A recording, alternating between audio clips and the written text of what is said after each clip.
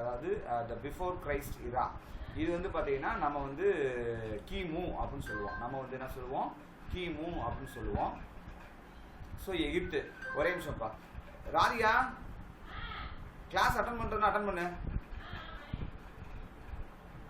So வந்து பார்த்தீங்கன்னா இந்த மெசொப்பொட்டேமியா அப்படின்னு சொல்லக்கூடியது வந்து பார்த்தீங்கன்னா சுமேரியா. இதுக்கு இன்னொரு பேர் என்ன இருக்குது, சுமேரியான் இருக்குது. அப்போ உலகத்தில் மிகவும் தொன்மையான நாகரிகம் எதுன்னு கேட்டால் அது சுமேரியா அல்லது இந்த மெசொப்பொட்டேமியா நாகரிகம். இரண்டாவது நாகரிகம் எகிப்து. மூன்றாவது நாகரிகம் இண்டஸ் வேலி சிவிலைசேஷன், அதாவது சிந்து சமவெளி நாகரிகம். நாலாவது சைனீஸ், சீன நாகரிகம். நாலாவது அது சைனீஸ், சீன நாகரிகம். இதனுடைய காலம் ரொம்ப முக்கியமாக ஜஸ்ட் தெரிஞ்சுக்கோங்க. இது வந்து 4500லேருந்து 1600 வரைக்கும் இருக்குது. இது 3000 to 2000. இது கிட்டத்தட்ட வந்து 2500 to 1600.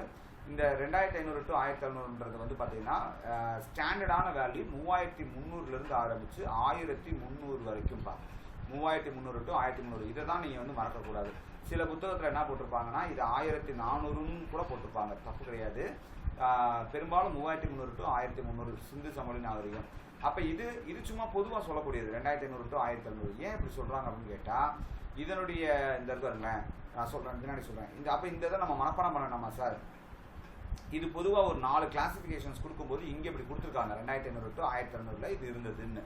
ஸோ இருந்தது அப்படின்னு சொல்லும்போது அது தவறு கிடையாது. இதுதான் இதனுடைய காலமா அப்படின்னு சொன்னால் இருக்கிறதுல சூஸ் த பெஸ்ட் ஒன். அப்போ நம்ம வந்து இதை தான் சூஸ் பண்ணோம். பொதுவாக ஒரு ஸ்டேட்மெண்ட் கொடுத்து இந்த மாதிரி 4 கொடுத்து இது இந்த காலகட்டம் இது இந்த காலகட்டம் கொடுக்கும்போது நம்ம பொதுவாக வந்து நம்ம என்ன பண்ணிக்கலாம், சொல்லிக்கலாம். ஒரு விஷயம்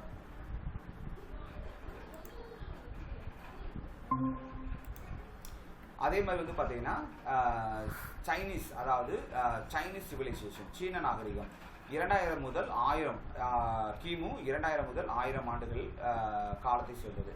அப்போ 4500லேருந்து ஒரு 1500, இது 3000 to 2000, இது கிட்டத்தட்ட ஒரு இது வந்து 2500 to 1700. இதை காட்டிலும் இதை குறைக்கணுன்றதுக்காண்டி என்ன பண்ணுறாங்க, ரேங்க் லிஸ்ட்டில் இது ஃபஸ்ட்டு செகண்டு தேர்டு ஃபோர்த்துன்றனால இதை குறைச்சி காமிச்சிருக்காங்க.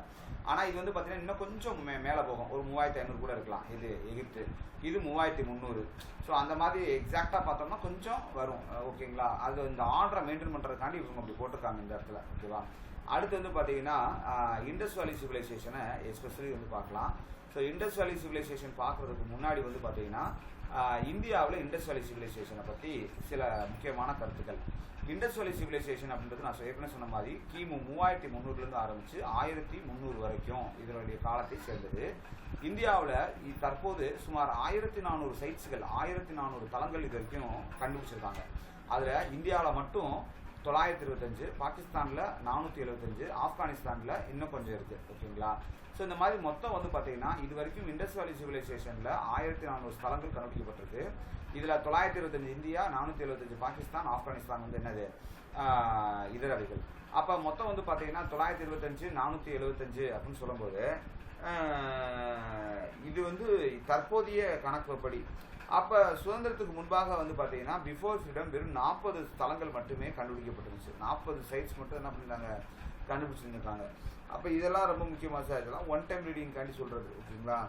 ஒரு விஷயத்தை படிக்கும்போது நல்லா நீட்டாக படிக்கணுன்றதுக்காண்டி படிக்கிறது. அப்போ கொஸ்டின் ஏரியான்னு வரும்போது நம்ம அதை மார்க் பண்ணி சொல்லுவேன். நீங்கள் அங்கே மட்டும் அதுதான் கொஸ்டின் ஏரியா அப்படின்றத நீங்கள் மார்க் பண்ணிக்கணும். ஸோ இதில் வந்து பார்த்தீங்கன்னா முக்கியமான 2 ஸ்தலங்கள் அப்படின்னு சொல்லி பார்க்கும்போது ஒன்று ஹரப்பா, இன்னொன்று வந்து மொஹஞ்சதாரா. இந்த ஹரப்பா அப்படின்றது எங்கே இருக்குன்னா பாகிஸ்தானின் பஞ்சாப் மாகாணத்தில் இருக்குது. ஹரப்பா என்பது எங்கே இருக்குது, ஹரப்பா பாகிஸ்தானின் பஞ்சாப் மாகாணத்தில் இருக்குது. மொஹஞ்சதாரா அப்படின்றது பாகிஸ்தானின் சிந்துல இருக்குது. ஸோ 2 முக்கியமான ஸ்தலங்களுமே எங்கே தான் இருக்குது, பாகிஸ்தானில் தான் இருக்குது அப்படின்றத நீங்கள் தெரிஞ்சுக்கணும். இந்த பாகிஸ்தான் ஹரப்பா அப்படின்றது பஞ்சாப்பை சேர்ந்தது, மொஹஞ்சதாரா அப்படின்றது சிந்துவை சேர்ந்தது. இதெல்லாம் வந்து நீங்கள் கோட்வேர்டு வச்சு தான் படிக்கணும். முகம், சிந்துவின் முகம் அழகாக இருக்கிறது, இந்த மாதிரி ஏதாவது ஒரு கோட்வேர்டு வச்சு படிச்சுக்கிறணும். ஓகேங்களா? பஞ்சாப்ல கையை தூக்கிக்கிட்டு பஞ்சாப் சிந்துகள்லாம் ஹர ஹர ஹர ஹர ஹரப்பா அப்படின்னு சொல்கிறாங்க. அந்த மாதிரி ஏதாவது ஒரு கோட்வேர்டு வச்சு நீங்கள் படிச்சுக்கணும். 80% ஸ்தலங்கள் கங்கைக்கும் சிந்துக்கும் இடையில் காணப்படுகிறது. பெரும்பாலான ஸ்தலங்கள் எங்கே காணப்படுது, 80% வரைக்கும் கங்கைக்கும் சிந்துவுக்கும் இடையில காணப்படுது. இதில் இந்த பாயிண்ட்ஸ் தான் ரொம்ப முக்கியம், மற்ற பாயிண்ட்ஸ் ரொம்ப முக்கியம் இல்லை, இது ரொம்ப முக்கியம். ஓகேங்களா? அடுத்து வந்து பார்த்தீங்கன்னா இருக்கிறதுலே ஓல்டஸ்ட் ஸ்தலம், அதாவது இந்த ஓல்டஸ்ட் சைட்ஸ் ஆஃப் ஐபிசி எதுன்னு கேட்பாங்க. அது வந்து பிரானா. இந்த பிரானான்ற சைட் தான் வந்து பார்த்தீங்கன்னா இருக்கிறதுலே முதுமையான தலம்ப்பா, பழமையான தலம். இது பிரானா. பிரானா. இந்த பிரானா தலம் எங்கே இருக்குன்னு கேட்டால் நம்ம இந்தியாவில் ஹரியானாவில் பதேகாபாத் டிஸ்ட்ரிக்டில் வந்து காணப்படுது. பதேகாபாத் டிஸ்ட்ரிக்டில் இது காணப்படுது. அதே மாதிரி வந்து பார்த்தீங்கன்னா இதுக்கு இப்போ தற்போது தான் பிரானா, இந்த பிரானா கண்டுபிடிக்கிறதுக்கு முன்னாடி வரைக்கும் எதை நம்ம முதுமையான தலம் நம்ம யோசிச்சுட்டு இருந்தோம்னா, அது நம்ம வந்து கண்டுபிடிச்சி வச்சுருந்தோம்னா மெஹர்கர் அப்படின்னு சொல்லக்கூடிய பாகிஸ்தானில் இருக்கக்கூடிய மெஹர்கரை தான் நம்ம என்ன சொல்லியிருந்தோம்னா முதுமையான நகரம் அப்படின்னு சொல்லியிருந்தோம். மெஹர்கர் ஸ்பெல்லிங் நல்லா பாருங்கள். மெஹர்கர், இதுதான் மெஹர்கர் ஸ்பெல்லிங்.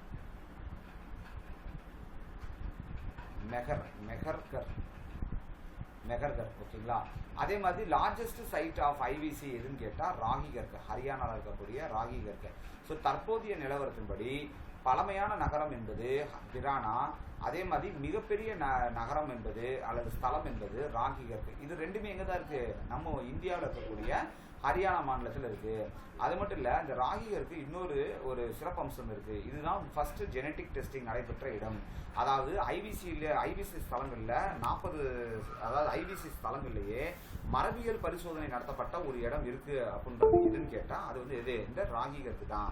ஸோ அப்போ இந்த oldest site and largest site அப்படின்றது வந்து இது பிரானா அண்டு ராகிகருக்கு. அப்போ சார் இந்த லார்ஜஸ்ட் சைட்டுன்னு இங்கே கொடுத்துருக்காங்களே, லார்ஜஸ்ட் சைட்னா வந்துட்டு சில இடங்களில் ஹரப்பாவை சொல்கிறாங்களே, அது என்ன அப்படின்னு கேட்டால் ஹரப்பா அப்படின்றது ஒட்டுமொத்த ஸ்தலங்களையுமே ஹரப்பான்னு நம்ம சொல்லுவோம். ஏன்னு கேட்டால் ஐபிசி ஸ்தலத்தில் நம்ம வந்து முத கண்டுபிடிக்கப்பட்ட ஸ்தலம் வந்து ஹரப்பா ஸ்தலம். அதனால சிந்து சமவெளி நாகரிகத்தை ஹரப்பா நாகரிகம் என்று சொல்வது வழக்கத்தில் உண்டு. எப்படி? சிந்து சமவெளி நாகரிகத்தை ஹரப்பா நாகரிகம் என்று சொல்லுவார்கள். ஏன்? அது ஸ்கூல் புக்லேயே இதற்கான பதில் கொடுத்துருக்காங்க. முதல் கண்டுபிடிக்கப்பட்ட ஸ்தலம் வந்து ஹரப்பா என்பதால் அது ஹரப்பா நாகரிகம் என்று அழைக்கப்படுகிறது. அவ்வளோதான் சிம்பிள். அப்போ ஹரப்பாக்குள்ளே தான் இந்த ஸ்தலங்கள் எல்லாமே கொட்டி கிடக்கு. அப்போ ஓவரால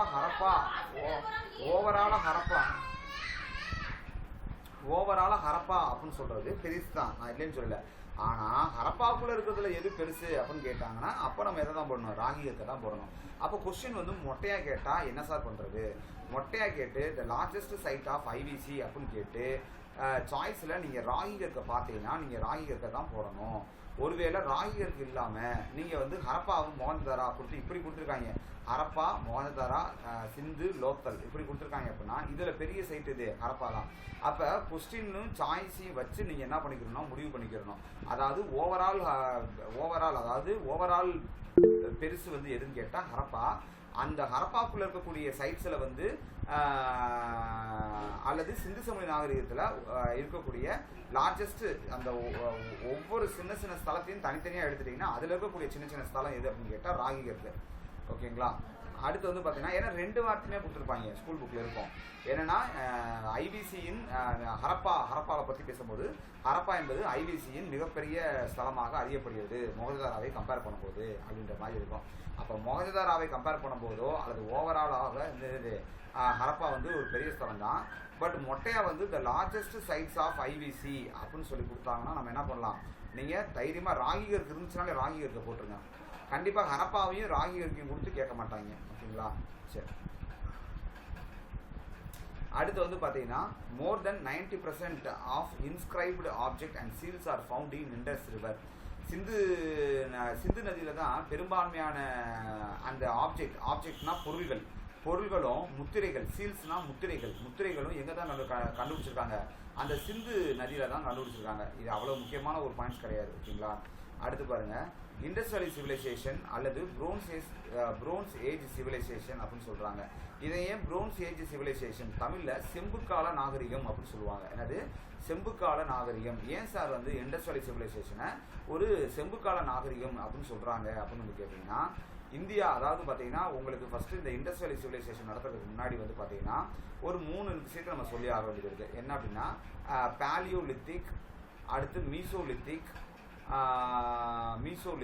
அடுத்து வந்து பார்த்தீங்கன்னா நியோலித்திக், அடுத்து வந்து பார்த்தீங்கன்னா மெட்டல் ஏஜ் அப்படின்னு சொல்லிட்டு ஒரு 4 வகையாக நம்மளுடைய பழங்காலத்தை நம்ம வந்து பிரிக்க முடியும். அதாவது பழங்காலம்னா வந்து ஆன்ஷியன்ட் ஹிஸ்ட்ரிக்கு முன்னாடி, அதாவது வரலாற்றுக்கு முன்னாடி இந்தியா, அதாவது பிஃபோர் ஹிஸ்ட்ரி வரலாற்றுக்கு முந்தைய உலகம், வரலாற்றுக்கு முந்தைய இந்தியா அல்லது வரலாற்றுக்கு முந்தைய உலகம். அதில் வந்து பார்த்தீங்கன்னா பழைய கற்காலம், பழைய கற்காலம். பேலியோலித்திக்னா பழைய கற்காலம், மீசோலித்திக் அப்படின்னா இடைக்கற்காலம், நியோலித்திக் அப்படின்னா வந்து புதிய கற்காலம், மெட்டல் ஏஜ் அப்படின்னு சொன்னால் உலோக காலம் அப்படின்னு சொல்லுவாங்க. இது வந்து அது பழைய கற்காலம், இது வந்து பார்த்தீங்கன்னா இடைக்கற்காலம், இது நியோலித்திக்னு சொல்லியாச்சுன்னா புதிய கற்காலம், அடுத்து மெட்டல் ஏஜ்னு சொல்லியாச்சு அப்படின்னா உலோக காலம் அப்படின்னு சொல்லுவாங்க. இந்த பழைய கற்காலம் இருக்குது பார்த்தீங்களா, இதோடைய வருஷம் வந்து பார்த்தீங்கன்னா சுமார் 40,000 to 30,000.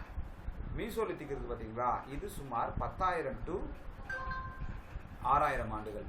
10,000 to 6,000. கேனு போட்டால் 1000 அர்த்தம்ப்பா, கேனு போட்டால் 1000. So 40,000 to 30,000. இது 40,000 to 10,000 வச்சுக்கோங்க. 40,000 to 10,000. அடுத்து மீசோலித்திக்கு 10,000 to 6,000. அடுத்து நியோலித்திக் வந்து பார்த்தீங்கன்னா ஒரு 6,000 to 3,000. இது இந்த நியோலித்திக் 6,000 to 3,000. மெட்டலேஜ் வந்து பார்த்தீங்கன்னா 3,000 to 1,000. மெட்டலேஜ் வந்து என்னது 3,000 to 1,000. இப்போ இந்த காலம் இருக்குது பார்த்தீங்களா, இதில் ஐவிசி எந்த காலத்தை சேர்ந்தது? 3,300 to 1,300 இருக்கா. இப்போ இது எதில் மெர்ஜ் ஆகுதுன்னு பாருங்கள். 3,000 to 1,000, 3,000 to 1,000ன்றது மெட்டலேஜில் வருது, அதாவது உலக காலத்தில் வருது. சரி, உலக காலம்னு சொன்னால் அதை ரெண்டாக பிரிக்கிறாங்கப்பா. வேணாம் போ வந்து படி. உலக காலம். ஸோ உலக காலம் அப்படின்னு சொல்லும்போது 2 வகையாக பிரிக்கலாம். சொன்னதை மட்டும் செய்யும் கிளாஸ். ஸோ உலக காலம் என்னம்மா? ஸோ சரி வேணாம், நீ கிளம்பு. ஸோ உலக காலம் அப்படின்றது வந்து பார்த்தீங்கன்னா 2ஆக பிரிக்கலாம்ப்பா. மனிதன் உலகத்தில் அறிந்த முதல் உலகம், எப்படி வேர்ல்டு லெவலில் அறிந்த முதல் உலகம் அப்படின்னு கேட்டாலோ, அல்லது இந்தியாவில் அல்லது வட இந்தியாவில் அல்லது இந்தியாவில் அப்படின்னு மொட்டையாக கேட்டால் எதுதான் மனிதன் அறிந்த முதல் உலகம்? காப்பர், செம்பு தான் வந்து என்ன பண்ணா அவன் அறிந்த முதல் உலகம். ஓகேங்களா? அப்போ செம்பு அப்படின்றது தான் பதில். அதனால இந்த காலம் அப்போ உலக காலத்தை 2ஆக பிரிக்கிறாங்க. என்ன அப்படின்னா செம்பு காலம். இந்த செம்பு காலம் வந்து உலகத்தில் எந்த காலத்தில் வந்து ஸ்டார்ட் ஆயிடுச்சு அப்படின்னா கிட்டத்தட்ட 3,000 to 1,500 ஆகிய காலகட்டங்கள்லேயே இந்த செம்பு வந்து என்ன ஆயிடுச்சு, உலகத்திலேயோ அல்லது வடக்கு இந்தியா அல்லது இந்தியாவில் அறிமுகம் ஆயிடுச்சுன்னு சொல்கிறாங்க. அதனால ஐவிசியை பொறுத்த வரைக்கும் கரெக்டாக அந்த 3,000 to 1,500 காலகட்டத்தில் இருக்கிறதுனால இதை செம்பு காலம்னு சொல்கிறாங்க. அப்போ ஐவிசி மக்களுக்கு என்ன தெரியாது அப்படின்னா இரும்பு தெரியாதுப்பா. இரும்பை பற்றி அவங்களுக்கு எந்த விதமான அறிவு இருக்காது. அதே மாதிரி வந்து பார்த்தீங்கன்னா இரும்பு காலம். அப்போ இரும்பு காலம் வந்து அப்போ தமிழ்நாட்டில், அதாவது சவுத் இந்தியா, அதாவது தென்னிந்தியா அல்லது தமிழ்நாடு, இது பார்க்கும்போது அவர்கள் அறிந்த முதல் உலகம் வந்து பார்த்தீங்கன்னா இரும்பு. அவர்கள் அறிந்த முதல் உலகம் இரும்பு. அப்போ வடக்கு இந்தியா, நார்த் இந்தியா அல்லது இந்தியா அல்லது வேர்ல்டுன்னு கேட்டால் மனிதன் அறிந்த முதல் உலகம் காப்பர். சவுத் இந்தியா அல்லது தமிழ்நாடுன்னு கேட்டால் இரும்பு. அப்போ இதனுடைய காலம் வந்து என்ன சொல்கிறாங்கன்னா பொதுவாக 1,500 to 600. அப்போ 1,500லாம் வந்து ஐவிசி அழிய ஆரம்பிச்சிருச்சு. கிட்டத்தட்ட 1,300 அழிஞ்சே போச்சு. அப்போ ஐவிசியோடைய காலம் அந்த செம்பு காலத்தில் வந்து இது வந்து ரைஸ் ஆகிறனால, அந்த காலத்தில் இது வந்து இருக்கிறனால இதை செம்பு காலம்னு சொல்கிறோம்ப்பா. அப்போ ஐவிசி மக்களுக்கு என்ன தெரியாது, 1,500லேருந்து 600 காலத்தில் இருந்த இரும்பு தெரியாது. ஏன்னா அந்த காலத்தில் இது இல்லை. ஐவிசி வந்து 1,500 to 600 இருந்துச்சா? கிடையாது. அதனால இவங்களுக்கு என்ன தெரியாது, இரும்பு தெரியாது. அதே மாதிரி இந்த மக்களுக்கு குதிரையும் தெரியாது. ஸோ இந்த மாதிரி சில விஷயங்கள்லாம், சில விதிவிலக்குகள் இருக்குது, அதை நம்ம பார்க்க போகிறோம். சரி பாருங்க, ஐவிசி இண்டஸ்ட்ரியல் சிவிலைசேஷனுடைய பிகின்ஸ். இது ஸ்டார்டிங் வந்து பார்த்தீங்கன்னா 3,300 கிமு 3,300 இது ஆரம்பமாகுது. இதோடைய மெச்சூரிட்டி பீரியட் வந்து பார்த்தீங்கன்னா 2,600 to 1,900. இதோடைய மெச்சூரிட்டி பீரியட் என்னது? 2,600 to 1,900. இது டிக்ளைன் ஆஃப்டர் 1,900. அதே மாதிரி வந்து பார்த்தீங்கன்னா மெச்சூரிட்டி பீரியட்னா என்ன அர்த்தம்னா உச்ச காலகட்டம், நல்லா பீக்கில் இருக்கிறது, நல்லா இருந்துச்சு சார் அப்படின்னு சொல்லுவாங்களா அந்த காலகட்டம். ஸோ இதோடைய துவக்கம் பிகன் வந்து 3,300. இதனுடைய உச்ச காலகட்டம் நல்ல பீக்கில் இருந்தது 2,600 to 1,900. இதோடைய வீழ்ச்சி வந்து பார்த்தீங்கன்னா 1,900 ஆரம்பமாகுது. வேனிஷ்டுனா அழிஞ்சே போச்சுன்னு அர்த்தம். அழிஞ்சே போனது 1,400 அல்லது 1,300. ஸோ ஒவ்வொரு புக்லேயும் ஒவ்வொரு மாதிரி போட்டிருப்பாங்க. 2ல் எது கொடுத்தாலும் சரின்னு எடுத்துக்கோங்க. அதே மாதிரி பார்த்தீங்கன்னா சிந்து சமவெளி நாகரிகத்தினுடைய எழுத்துக்களை வந்து ஸ்கிரிப்ட்னு சொல்லுவாங்க, லெட்டர்ஸ். அந்த லெட்டர்ஸ் எல்லாமே 1,700லேயே அழிய ஆரம்பிச்சிருச்சு. 1,700ல் லெட்டர் முழுமையாகவே அழிஞ்சு போச்சு. வேனிஷ்டுனா முழுமையாக அழிந்து விட்டதுன்னு அர்த்தம். டிக்ளைன்னா அழிய ஆரம்பிக்குதுன்னு அர்த்தம். அப்போ சமுதாயம் வந்து 1900 அழிய ஆரம்பிச்சு, எழுத்துக்கள் 1700 முழுமையாக அழிஞ்சு போச்சு. அதோடைய சமுதாயம் 1300 அல்லது 400 முழுமையாக அழிஞ்சு போச்சு. இந்த 4 வருஷங்கள் ரொம்ப ரொம்ப முக்கியம். இது கொஸ்டின் ஏரியா, அதாவது இந்த பகுதியில் இருக்கக்கூடியது எல்லாமே கொஸ்டின் ஏரியா. அப்போ சிந்து சமவெளி நாகரிகம் என்பது செம்பு கால நாகரிகம். இதனுடைய காலம் 3300 to 1300. இது துவக்கம் 3300 கிமு அல்லது பிசிஇ. இதோடைய மெச்சூரிட்டி பீரியட் 2200 to 1900. இது டிக்ளைன் ஆஃப்டர் 1900. வேனிஷ்ட் ஓவர் வந்து என்னது 1400, அதாவது முழுமையாக அழிஞ்சது. லெட்டர் வந்து பார்த்தீங்கன்னா 1700 அழிய ஆரம்பிச்சது அப்படின்றத நீங்கள் சொல்லணும். ஓகேங்களா? சரி, இது வரைக்கும் நடத்தினது வரைக்கும் அடுத்த பக்கத்துக்கு போகலாமா? நடத்தின வரைக்கும் ஒன்றும் குழப்பம் இல்லை. சரி, இதில் ஏதாவது குழப்பம் இருந்தால் நீங்கள் என்கிட்ட கேளுங்க. அடுத்து வந்து பார்த்தீங்கன்னா இதோடைய எக்ஸ்டென்ட், இதோடைய நிலை இலைகளை பற்றி பார்க்கலாம். இதோடைய நிலை இலைகள் இப்போ ஃபார் எக்ஸாம்பிள் பஞ்சாப்லேருந்து ஆரம்பிக்குது. ஓகேங்களா? பாகிஸ்தான் பிரிக்கப்படாத இந்தியாவில் பார்ப்போம். ஸோ பாகிஸ்தான், சிந்து, பலுச்சிஸ்தான், ராஜஸ்தான், குஜராத், ஊபி. இதில் இந்த ராஜஸ்தான், குஜராத், ஊபி தான் வந்து ரொம்ப ரொம்ப முக்கியம். சார் அப்போ ஹரியானாலாம் வந்து ஸ்தலங்கள் இருக்குது சார். இருக்குது, நான் இல்லைன்னு சொல்லலை. இருந்தாலும் இது வந்து என்னென்னா எக்ஸ்டென்ட் அப்படின்னு சொல்லிட்டு பெரும்பாலான புக்குகளை இந்த ஆர்டரை கொடுத்து வச்சுருக்காங்க. ஸோ ஈயடிச்சாங்காப்பி மாதிரி இது அப்படியே மனப்பாடம் பண்ணிச்சுக்க. பஞ்சாப்பு, சிந்து, பலுச்சிஸ்தான், ராஜஸ்தான், குஜராத், ஊபி. ஸோ நீங்கள் ராஜஸ்தான் அப்படின்னு சொல்லும் போதே அதில் வந்து உங்களுக்கு என்ன வந்துடும்? பஞ்சாப் வந்துடும். ஸோ இங்கே இந்த பஞ்சாப் வந்து பாகிஸ்தான், இந்தியா பஞ்சாப் ரெண்டையும் கவர் பண்ணிடும். சிந்து மற்றும் பலுச்சிஸ்தான் இது மூணுமே எங்கே இருக்குது? இது மூணுமே வந்து பாகிஸ்தானில் இருக்குது. பஞ்சாப் வந்து பாதி பஞ்சாப் இந்தியாவில் இருக்குது. அதனால் இங்கே தனியாக பஞ்சாப்னு போடணும்னு அவசியம் இல்லை. அதனால் வந்து ராஜஸ்தான், குஜராத், ஊபி மட்டும் போட்டிருக்காங்க. ஸோ ஹரியானா ஒரு சின்ன பிளேஸு, அதனால் அதை போடலை. ஓகேங்களா? ஸோ ராஜஸ்தான், குஜராத், ஊபி இது 3 மட்டும் போட்டிருக்காங்க. இதுதான் வந்து என்னது எக்ஸ்டென்ட். பெரும்பாலான டெக்ஸ்ட் புத்தகத்தில் ஐபிசியினுடைய ஸ்தலங்கள் எதுவரை பரவி காணப்படுது அப்படின்னா இந்த 6 மாகாணங்களை சொல்கிறாங்க. அதே மாதிரி Mehrgarh was pre Harappan city. Mehrgarh was pre Harappan city. நான் ஏற்கனவே மெஹர்கர் சொன்னேன்ல. மெஹர்கர் என்பது இதுக்கு முன்னாடி, பிரானாவுக்கு முன்னாடி மெஹர்கர் தான் பழமையான நகரமாக அறியப்பட்டிருந்தது. The Mehrgarh was pre Harappan city அப்படின்னு சொல்கிறாங்க. Is a neolithic archaeological site. அதாவது என்ன சொல்கிறாங்கன்னா மெஹர்கர் என்பது இதுவும் அதே மாதிரி இது வந்து பார்த்தீங்கன்னா மெஹர்கரை வந்து நம்ம வந்து பழமையான நாகரிகம் அப்படின்னு சொல்கிறீங்களே சார். அப்போ இது எந்த காலகட்டத்தை சேர்ந்தது? ஐவிசி எந்த காலகட்டத்தை சேர்ந்தது? ஐவிசி வந்து மெட்டல் ஏஜ் காலத்தை சேர்ந்தது, உலக காலத்தை சேர்ந்தது. அதுலேயுமே உலக காலத்துலேயுமே முதல் உலக காலம், அதாவது செம்பு காலத்தை சேர்ந்தது. இரும்பு காலம் கூட கிடையாது. அப்போ அதுக்கும் முன்னாடி காலகட்டம்னா அப்போ மெட்டல் ஏஜுக்கும் முன்னாடி இருக்கக்கூடியது என்னது?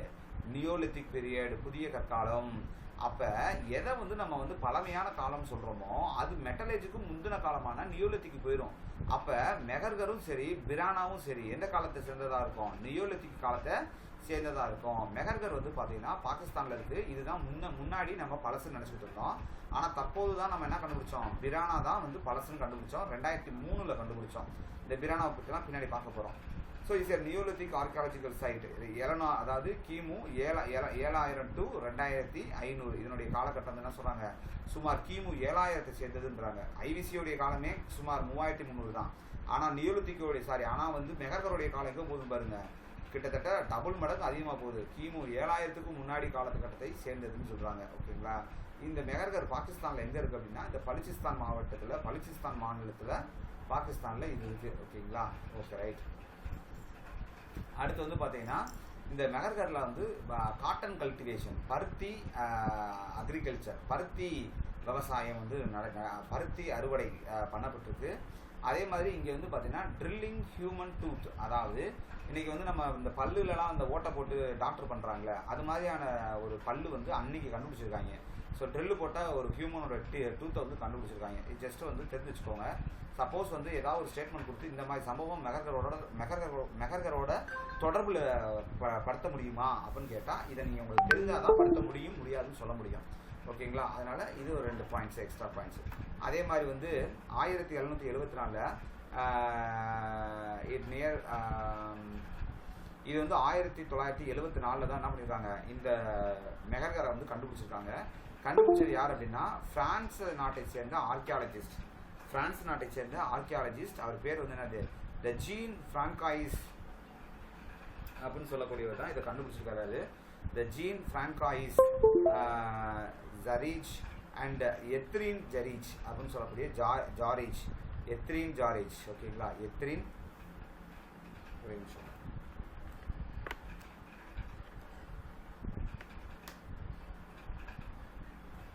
ஒரு நிமிஷம்.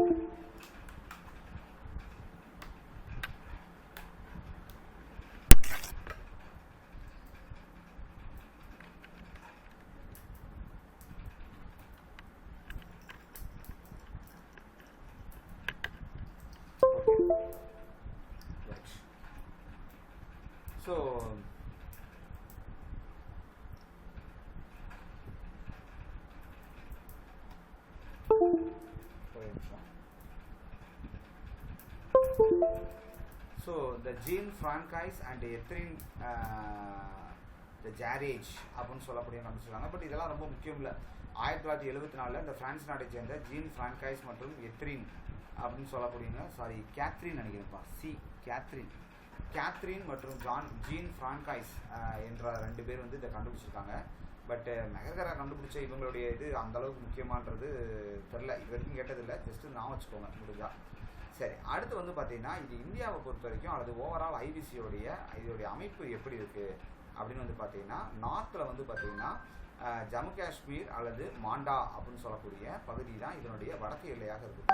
ஆனால் நம்ம ஸ்கூல் புக்கில் என்ன பண்ணியிருப்பாங்கன்னா, நார்த் எல்லை வந்து ஆப்கானிஸ்தானில் இருக்கக்கூடிய ஷாட்டுகையை வந்து கொடுத்துருப்பாங்க. ஷாட்டுகையை கொடுத்துருப்பாங்க. அது என்ன அர்த்தம்னா, இந்தியாவை பொறுத்த வரைக்கும் ஆப்கானிஸ்தான் ஷாட்டுகை வந்து எல்லையாக இருக்கிறது அப்படின்ற மாதிரி கொடுத்துருக்காங்க. ஓகேங்களா, இது வந்து பார்த்தீங்கன்னா நம்ம ஸ்கூல் புத்தகத்தில் அப்படி கொடுத்துருக்காங்க. ஆனால் ஒரிஜினலாக ஐபிசியோடைய நார்த் எல்லை வந்து எதுன்னு பார்த்தீங்கன்னா ஜம்மு காஷ்மீருடைய மாண்டா தான். அப்போ என்ன சார் பண்ணுறது, நாங்கள் என்ன பண்ணுறதுன்னா, ஒரு வேளை ஸ்கூல் புத்தகத்தில் இருக்கக்கூடிய வடக்கு எல்லையை வந்து ஷார்ட்டுகைன்னு அப்படின்னு கொடுத்தாங்கன்னா நீங்கள் ஷார்ட்டுகை போட்டுக்கோங்க. ஒரு வேளை ஐபிசியோடைய நார்த் எக்ஸ்டெண்ட் எதுன்னு கொடுத்து ஆப்ஷனில் மாண்டா இருந்துச்சுன்னா நீங்கள் வந்து எதை தான் போடணும், மாண்டாவை தான் போடணும். So MANDA. மாண்டா எங்கே இருக்குது, ஜம்மு காஷ்மீரில் இருக்குது. அதே மாதிரி வெஸ்ட்டில் வந்து பார்த்தீங்கன்னா சுட்கா ஜெண்டர் வந்து பார்த்தீங்கன்னா சுட்கா ஜெண்டர்னு சொல்லுவாங்க. சுட்கா ஜெண்டர். இந்த சுட்கா ஜெண்டர் வந்து பார்த்தீங்கன்னா எங்கே இருக்குன்னா பாகிஸ்தானில் பலுசிஸ்தான் மாகாணத்தில் இருக்குது. அல்லது இது என்ன சொல்லுவாங்கன்னா ஈரான் பாகிஸ்தான் பார்டரில் இருக்குன்னு கூட சொல்லுவாங்க. ஈரான் பாகிஸ்தானுடைய பார்டரில் இருக்குது அல்லது பாகிஸ்தான்லேயே இருக்குது, பலுசிஸ்தான் மாகாணத்தில் இருக்குது. எப்படி கொடுத்தாலும் கரெக்டு தான். சுட்கா ஜெண்டர் என்பது மேற்கு எல்லையாக இருக்கிறது. அதே மாதிரி சவுத்தில் வந்து பார்த்தீங்கன்னா தெற்கில் வந்து பார்த்தீங்கன்னா டைமாபாத். இது எங்கே இருக்குன்னு வந்து பார்த்தீங்கன்னா இன்றைய மகாராஷ்டிராவில் இருக்குது. டைமாபாத் இன்றைய மகாராஷ்டிராவில் இருக்குது. பிரிக்கப்படாத குஜராத். ஒருவேளை குஜராத்துன்னு கொடுத்தாங்கன்னா பிரிக்கப்படாத குஜராத்து அல்லது பிரிக்கப்பட்டதுக்கப்புறம் இன்றைய மகாராஷ்டிரா. அப்போ சாய்ஸை பொறுத்து நீ வந்து ஆன்சரை போட்டுக்க. அப்போ சவுத்தோடைய எக்ஸ்டென்ட் டைமாபாத்தான்னு கேட்டாங்கன்னா ஆம். ஒருவேளை டைமாபாத் மகாராஷ்டிரா இருந்துச்சுன்னா டைமாபாத் மகாராஷ்டிரா. ஒருவேளை மகாராஷ்டிராவே ஆப்ஷன் இல்லை அப்படின்னா நீ குஜராத் தான் போட்டாகணும். மகாராஷ்டிரா இல்லைன்னா குஜராத் போடணும். அதே மாதிரி குஜராத்னு சொல்லும்போது மல்வன் அப்படின்னு சொல்லக்கூடிய இடத்த சொல்கிறாங்க. இந்த மல்வன் இருந்தாலும் ஒருவேளை ஆன்சர் கரெக்டு தான். ஒருவேளை டைமாபாத் இல்லாமல் மல்வன் குஜராத் இருந்துச்சுன்னா ஓகே தான். அதே மாதிரி வந்து பார்த்தீங்கன்னா அகமது நகர். ஒருவேளை இது எதுவுமே இல்லை, குஜராத் அகமது நகரை தான் கொடுத்துருக்காங்க அப்படின்னா அதுவும் கரெக்டு தான். ஏன்னா ஒரு காலத்தில் குஜராத்தும் மகாராஷ்டிராவும் ஒரே மாநிலம். அதனால அகமது நகர், டைமாபாத், மால்வன் இந்த 3 இடத்துல எது வந்தாலும் கரெக்டு தான். பட் பெரும்பாலான புக்கில் எதை தான் போடுறாங்க, டைமாபாத் தான் போடுறாங்க. உன்னுடைய பள்ளி புத்தகத்தில் எதுதான் இருக்குது அப்படின்னு வந்து பார்த்தீங்கன்னா இந்த டைமாபாத் தான் இருக்குது. அப்போ டைமாபாத் தான் உன்னுடைய தெற்கு எல்லை. மகாராஷ்டிரா தான் உன் ஸ்கூல் புக்கில் இருக்குது. அப்போ மகாராஷ்டிரா டைமாபாத்தை நல்லா நான் வச்சுக்கேன். இதெல்லாம் இப்போ எக்ஸ்ட்ரா பாயிண்ட். ஒரு வேளை மல்வன் இது இல்லைன்னா மல்வன் குஜராத் வந்து போகணும் அப்படின்ற மாதிரி. அடுத்து வந்து பார்த்தீங்கன்னா வந்து பார்த்தீங்கன்னா ஆலம்கிர்பூர் ஈஸ்ட், அதாவது கிழக்கு பகுதி வந்து பார்த்தீங்கன்னா ஆலம்கிர்பூர். மேற்கு உத்தரப்பிரதேசத்தில் இது இருக்குது. மீரட் டிஸ்ட்ரிக்டை சேர்ந்த மேற்கு உத்தரப்பிரதேசத்தில் இருக்கக்கூடிய ஊர் தான் ஆலம்கிர்பூர். அதுதான் இதோடைய கிழக்கு எல்லையாக இருக்கிறது. இது யமுனா ரிவரில் இந்த இது அமைஞ்சிருக்கு. ஓகேங்களா, அவ்வளோதான். இந்த காலம் கூட அவ்வளவு தேவையில்லை. அடுத்து time lines.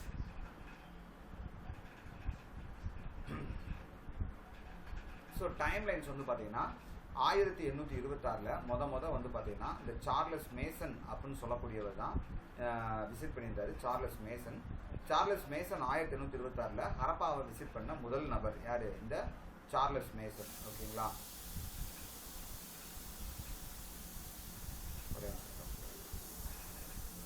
So 1826 first visit பண்ணவர் Charles Mason.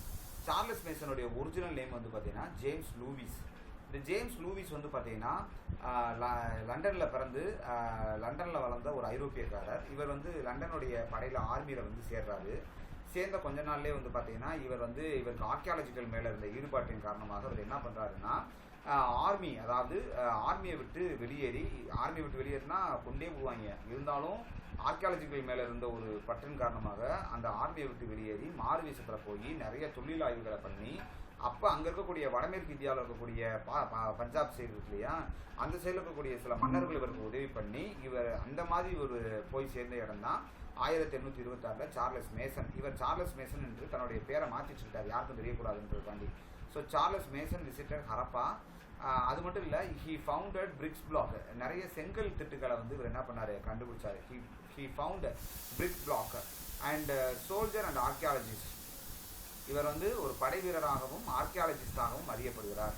He wrote about it in his book. இவர் தன்னுடைய இது சம்மந்தமாக தன்னுடைய புத்தகத்தில் இவர் எழுதியுள்ளார். இந்த சம்பவத்தை எதை பற்றி, ஹரப்பாவை பற்றி எழுதியிருக்கிறார். ஸோ சார்லஸ் மேசன் எந்த ஆண்டு ஹரப்பாவை விஷயம் செய்தார் அல்லது வருகை புரிந்தார்னா 1826.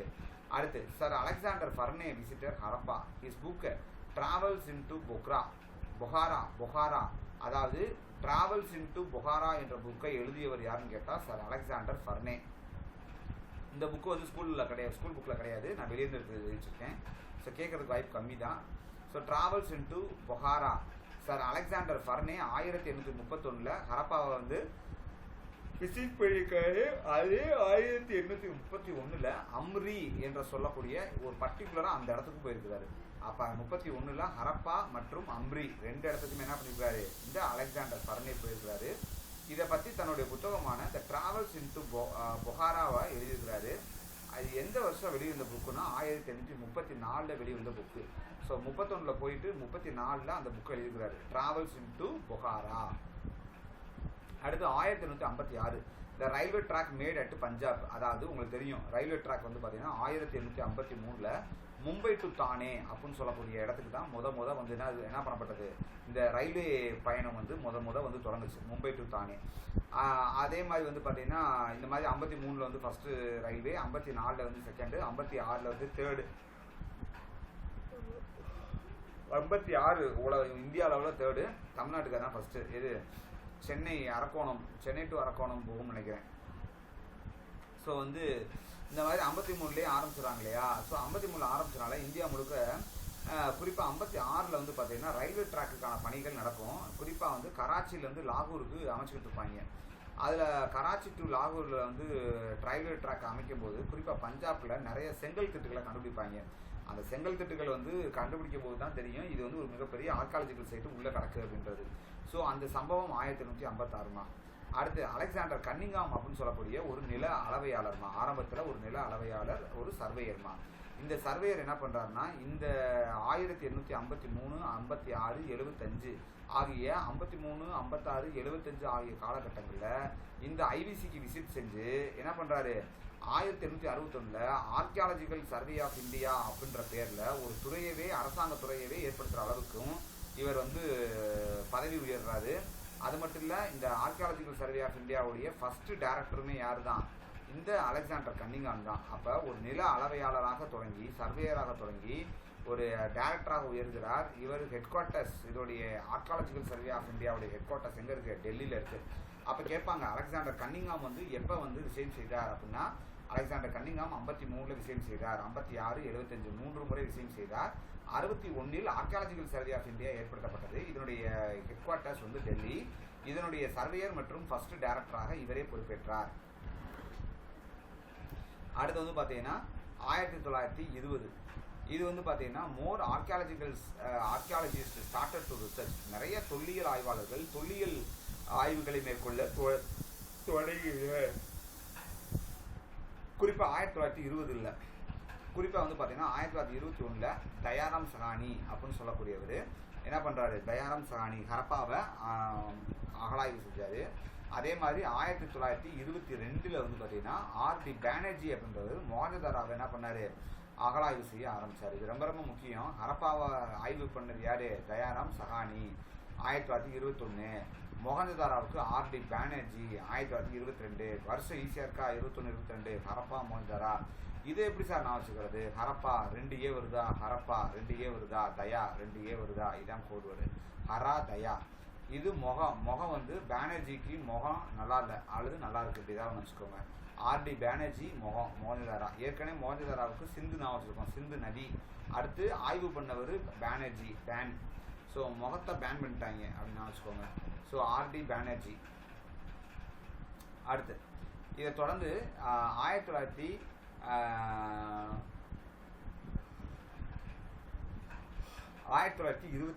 அடுத்து நம்ம பார்க்க போகிறது 1924 ஆர்கியாலஜிக்கல் சர்வே ஆஃப் இந்தியாவை சேர்ந்த ஜான் ஹூபர்ட் மார்ஷல் என்பவர் என்ன பண்ணுறாருன்னா இந்த அகழாய்வுகள் சம்மந்தப்பட்ட விஷயங்களை வந்து என்ன பண்ணுறாருன்னா ரிப்போர்ட் பண்ணுறாரு. அதாவது என்ன ரிப்போர்ட் பண்ணுறாருன்னா that this civilisation was oldest civilisation of Egypt. அதாவது எகிப்து சிவிலைசேஷன் எப்படி பழமையானதோ கிட்டத்தட்ட அதுக்கு நிகரான பழமைத்துவத்தோட விளங்குது ஐவிசி அப்படின்றாரு. சொன்னது யாரு? Sir John Marshall. 1924 இந்த ரிப்போர்ட் பண்ணுறாரு. ஆனால் இவர் வந்து எந்த பீரியட்லேருந்து எந்த பீரியட் வரைக்கும் இவர் வந்து இதோடைய டேரக்டராக இருந்திருக்காருன்னா 1902 28 ஆகிய காலகட்டங்களில் இவர் டேரக்டராக இருந்திருக்கிறார். The civilisation was as old as civilization of Egypt and Mesopotamia and both Hindu and Muslims are same. அது மட்டும் இல்லை, Hindu and Muslim பாருங்க. But both Harappa and Mohenjodaro are same civilisation. But Harappa civilisation little bit old. அதாவது என்ன அப்படின்னா ஹரப்பாவும் மொஹஞ்சதாராவும் ஒரே காலகட்டத்தை சேர்ந்தது, சேம் சிவிலைசேஷன், ஒரே காலகட்ட நாகரிகத்தை சேர்ந்தது. இருப்பினும் ஹரப்பா சற்று முதுமையானது அப்படின்னு சொல்கிறாங்க. அடுத்து 1943 ஆர்கியாலஜிக்கல் சர்வே ஆஃப் இந்தியாவை சேர்ந்த டைரக்டரான மார்டிமர் வீலர் என்பவர் இந்த ஆய்வுகளை மேற்கொண்டு வளர்ச்சி அடைய செய்தார். ஆய்வுக்கான அடுத்த மைல் ஸ்டோனுக்கு இவர் கொண்டு போயிருக்கிறாரு. he confirmed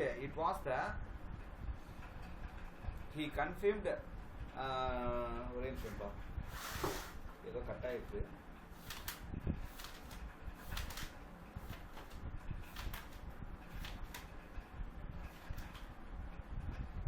he confirmed it was urban civilization. இது ரொம்ப ரொம்ப முக்கியமான பாயிண்ட் நோட் பண்ணிச்சுக்கோங்க. it confirmed it was urban civilization. இது நகர நாகரிகம் என்று உறுதிப்படுத்தியவர் யாருன்னு கேட்பாங்க. இது நகர நாகரிகம் என்று உறுதிப்படுத்தியவர் யாரு? Mortimer wheeler. இது நகர நாகரிகம் என்று உறுதிப்படுத்தியவர் மார்டிமர் வீலர். அப்போ மார்டிமர் வீலர் வந்து எந்த ஆண்டு ஏஎஸ்ஏடைய டைரக்டராக வந்தார் அப்படின்னா 40லேயே வந்து அவர் வந்து பொறுப்பேற்றுக்குருவார். 1940லேயே பொறுப்பேற்றுக்குருவார். இருந்தாலும் இவர் எது வரைக்கும் போனாருன்னு தெரியாது. ஓகேங்களா? 1940 இவர் தான் டேரக்டர். இந்த ஸ்டேட்மெண்ட் எப்போ சொன்னார்னா 43 தான்ப்பா. இவர் ஏஎஸ்ஏடைய டேரக்டர் 43 தான். 43 ஏஎஸ்ஏடைய டேரக்டர் 43 எது வரைக்கும் தெரியாது.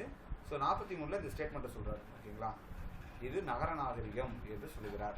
அப்போ என்ன கேட்பாங்க இந்த இதுலேருந்து என்னென்ன கேட்பாங்க சார் அப்படின்னு கேட்டால் சர் ஜான் மார்ஷலை வச்சு எப்படி கேட்பாங்கன்னா சர் ஜான் ஹியூபர்ட் மார்ஷல் வந்து ஐவிசியில் தொல்லியல் அகழாய்வு நடப்பதற்கு காரணமான முக்கியஸ்தர் யாருன்னு கேட்பாங்க. யார்? Sir John Marshall.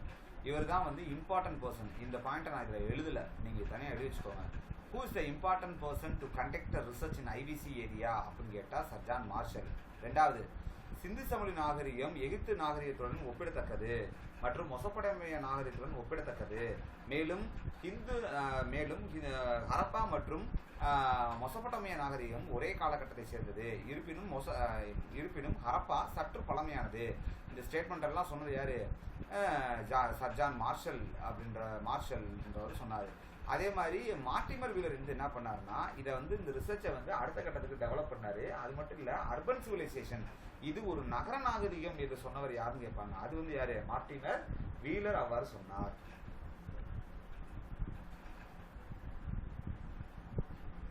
அடுத்து வந்து பார்த்தீங்கன்னா ஹரப்பன் இண்டஸ்ட்ரியல் சிவிலைசேஷனுடைய ஏரியா சுமார் 13 லட்சம் சதுர கிலோமீட்டர் பரப்பளவை கொண்டது. அதாவது இங்கிலீஷில் 13 லட்சம் கிலோமீட்டர் ஸ்கொயர்பாங்க, நம்ம தமிழில் 13 லட்சம் சதுர கிலோமீட்டர். அந்த சதுரன்றது தான் இங்கே ஸ்கொயர்னு மென்ஷன் பண்ணிடுவாங்க. ஓகேங்களா? ஸோ 13 லட்சம் சதுர கிலோமீட்டர், அது 13 லட்சம் கிலோமீட்டர் ஸ்கொயர். அதே மாதிரி பிக் சிட்டி 6 பெரிய நகரங்கள் காணப்படுகிறது. சுமார் 200க்கும் மேற்பட்ட கிராமங்கள் இதில் காணப்படுகிறது. 200க்கும் மேற்பட்ட கிராமங்கள் இதில் காணப்படுகிறது. ஹரப்பா மற்றும் Indies valley civilisation. So the bronze, நான் ஏற்கனவே சொன்ன மாதிரி ஹரப்பன் வேலி சிவிலைசேஷனை பற்றி நிறைய சொல்லிட்டேன். அதான் இங்கே போட்டிருக்காங்க. இது ஒரு செம்பு கால நாகரிகம். It was the first urban civilisation in South Asia. South ஏசியாவை பொறுத்தவரைக்கும் இதுதான் first urban civilisation. Mesopotamia also called Sumerian, அதாவது அந்த அங்கே நான் 4 வருஷம் அதை திருப்பி இங்கேயும் எழுதியிருக்கேன். ஓகேவா? அதே மாதிரி இந்த நாகரிகங்கள்லாம் நாகரிகத்தின் தொட்டில்கள் என்று அழைக்கப்படுகிறது. These are called the cradles of civilisation. அதாவது நாகரிகங்கள் இன்னைக்கு இருக்கக்கூடிய நாகரிகத்தினுடைய தொட்டில்களாக விளங்கியது இந்த பழமையான 4 நாகரிகங்கள் தான். ஓகேங்களா? த கார்லஸ் ஆஃப் சிவிலைசேஷன் அப்படின்றது. ஸோ இண்டஸ் வேலி சிவிலைசேஷன் அப்படின்றத நம்ம 3 விதமாக பிரிக்காங்க இல்லையா? Early phase, mature phase, later phase. Indus valley சிவிலைசேஷனுக்கு 3 காலங்கள் உண்டு. Early phase, mature phase, later phase. அதாவது துவக்க காலம், முதிர்ச்சி காலம் மற்றும் முடிவு காலம். இந்த மாதிரி 3 காலங்கள் உண்டு. துவக்க காலம் அப்படின்னு சொல்றது it's a chalcolithic early sites. அதே மாதிரி இன்னொன்று உங்களுக்கு நான் சொல்லிடுறேன். இந்த உலோக காலம் சொல்கிறோம்ல, காப்பர் ஏஜ், அதாவது மெட்டல் ஏஜ்னு சொல்கிறோம்ல, மெட்டல் ஏஜ் அதாவது உலோக காலம் சொல்கிறோம்ல, இதை 2ஆக பிரிக்கிறோம். ஒன்று காப்பர் ஏஜ்னு ஒன்று பிரிக்கிறோம், இன்னொன்று வந்து என்னது அயன் ஏஜ்னு ஒன்று பிரிக்கிறோம். இந்த காப்பர் ஏஜ் வந்து நம்ம என்ன சொல்லுவோம்னா சால்கோலித்திக் பீரியட் அப்படின்னு சொல்லுவோம். என்ன சொல்லுவோம்? Chalcolithic period. சால்கோலித்திக் பீரியட்னு சொன்னாலும் காப்பர் ஏஜ்னு சொன்னாலும் ஒன்று தான். ஓகேங்களா? சால்கோலித்திக் பீரியட் அல்லது காப்பர் ஏஜ். அயன் ஏஜ் இருக்கு பார்த்தீங்களா? இது தமிழில் பெருங்கற்காலம், இரும்பு பெருங்கற்காலம் அல்லது பெருங்கற்காலம் என்று சொல்லுவோம். பெருங்கற்காலம் அல்லது இரும்பு காலம் ரெண்டுமே ஒன்று தான். இரும்பு காலம் சொன்னாலும் ஒன்று தான், பெருங்கற்காலம் இதை மெகாலித்திக் அப்படின்னு சொல்லுவோம். என்ன சொல்லுவோம்? Megalithic period. மெகாலித்திக்னா இரும்பு கற்காலம் அல்லது இரும்பு காலம் என்ற அர்த்தம். இது எதை குறிக்குது? அயனை குறிக்குது. சால்கோலித்திக் அப்படின்றது எதை குறிக்கிறதுனா இந்த காப்பரை குறிக்கும். ஓகேங்களா? நாதன் வந்து இருப்பாருன்னு நினைக்கிறேன். ஃபுல்லாகவே இருப்பாரு. இங்கே தான். ஆனால் நீங்கள் போகணும். அங்கே இல்லை, எல்லாமே இதுதான், எஸ்எஸ் காலனி தான். ஆமாம், இங்கே தான் ஃபுல்லாகவே அவங்க இருக்காங்க. எஸ்எஸ் காலனி உள்ள நுழைஞ்சோடனே தேவேஷ் கேங்க் எதிர்த்தாப்புல நுழையிறீங்களா? நுழைஞ்ச உடனே ஒரு கோயில் ஒன்று வரும். நுழைஞ்ச உடனே அந்த கோயில்கிட்ட ரோடு 2ஆக பிரியும். அந்த இந்த இதில் இப்படி நுழைங்க. நுழைஞ்சோடனே ஒரு 4 ஸ்டெப்ல இப்படி போறேன்னா ஒரு கோயில் ஒன்று வரும்.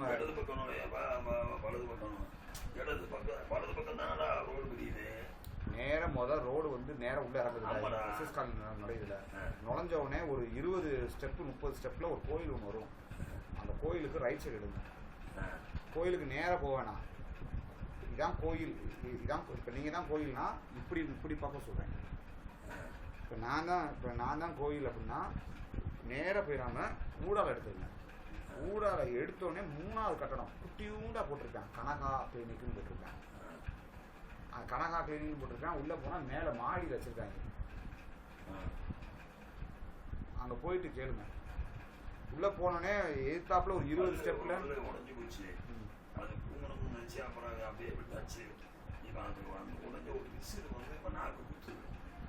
அது ஒன்றும் பிரச்சனை இல்லை. நீங்கள் சாயந்தரம் கூட போய் பார்க்கலாம். சாயந்தரம் பாருங்க. எப்பயுமே அவங்க எஸ்எஸ் காலனி தாங்க. அங்கே வந்து டியூட்டி டாக்டருங்க. டியூட்டி டாக்டர் இங்கே தான் இருக்காங்க எனக்கு தெரிஞ்சு.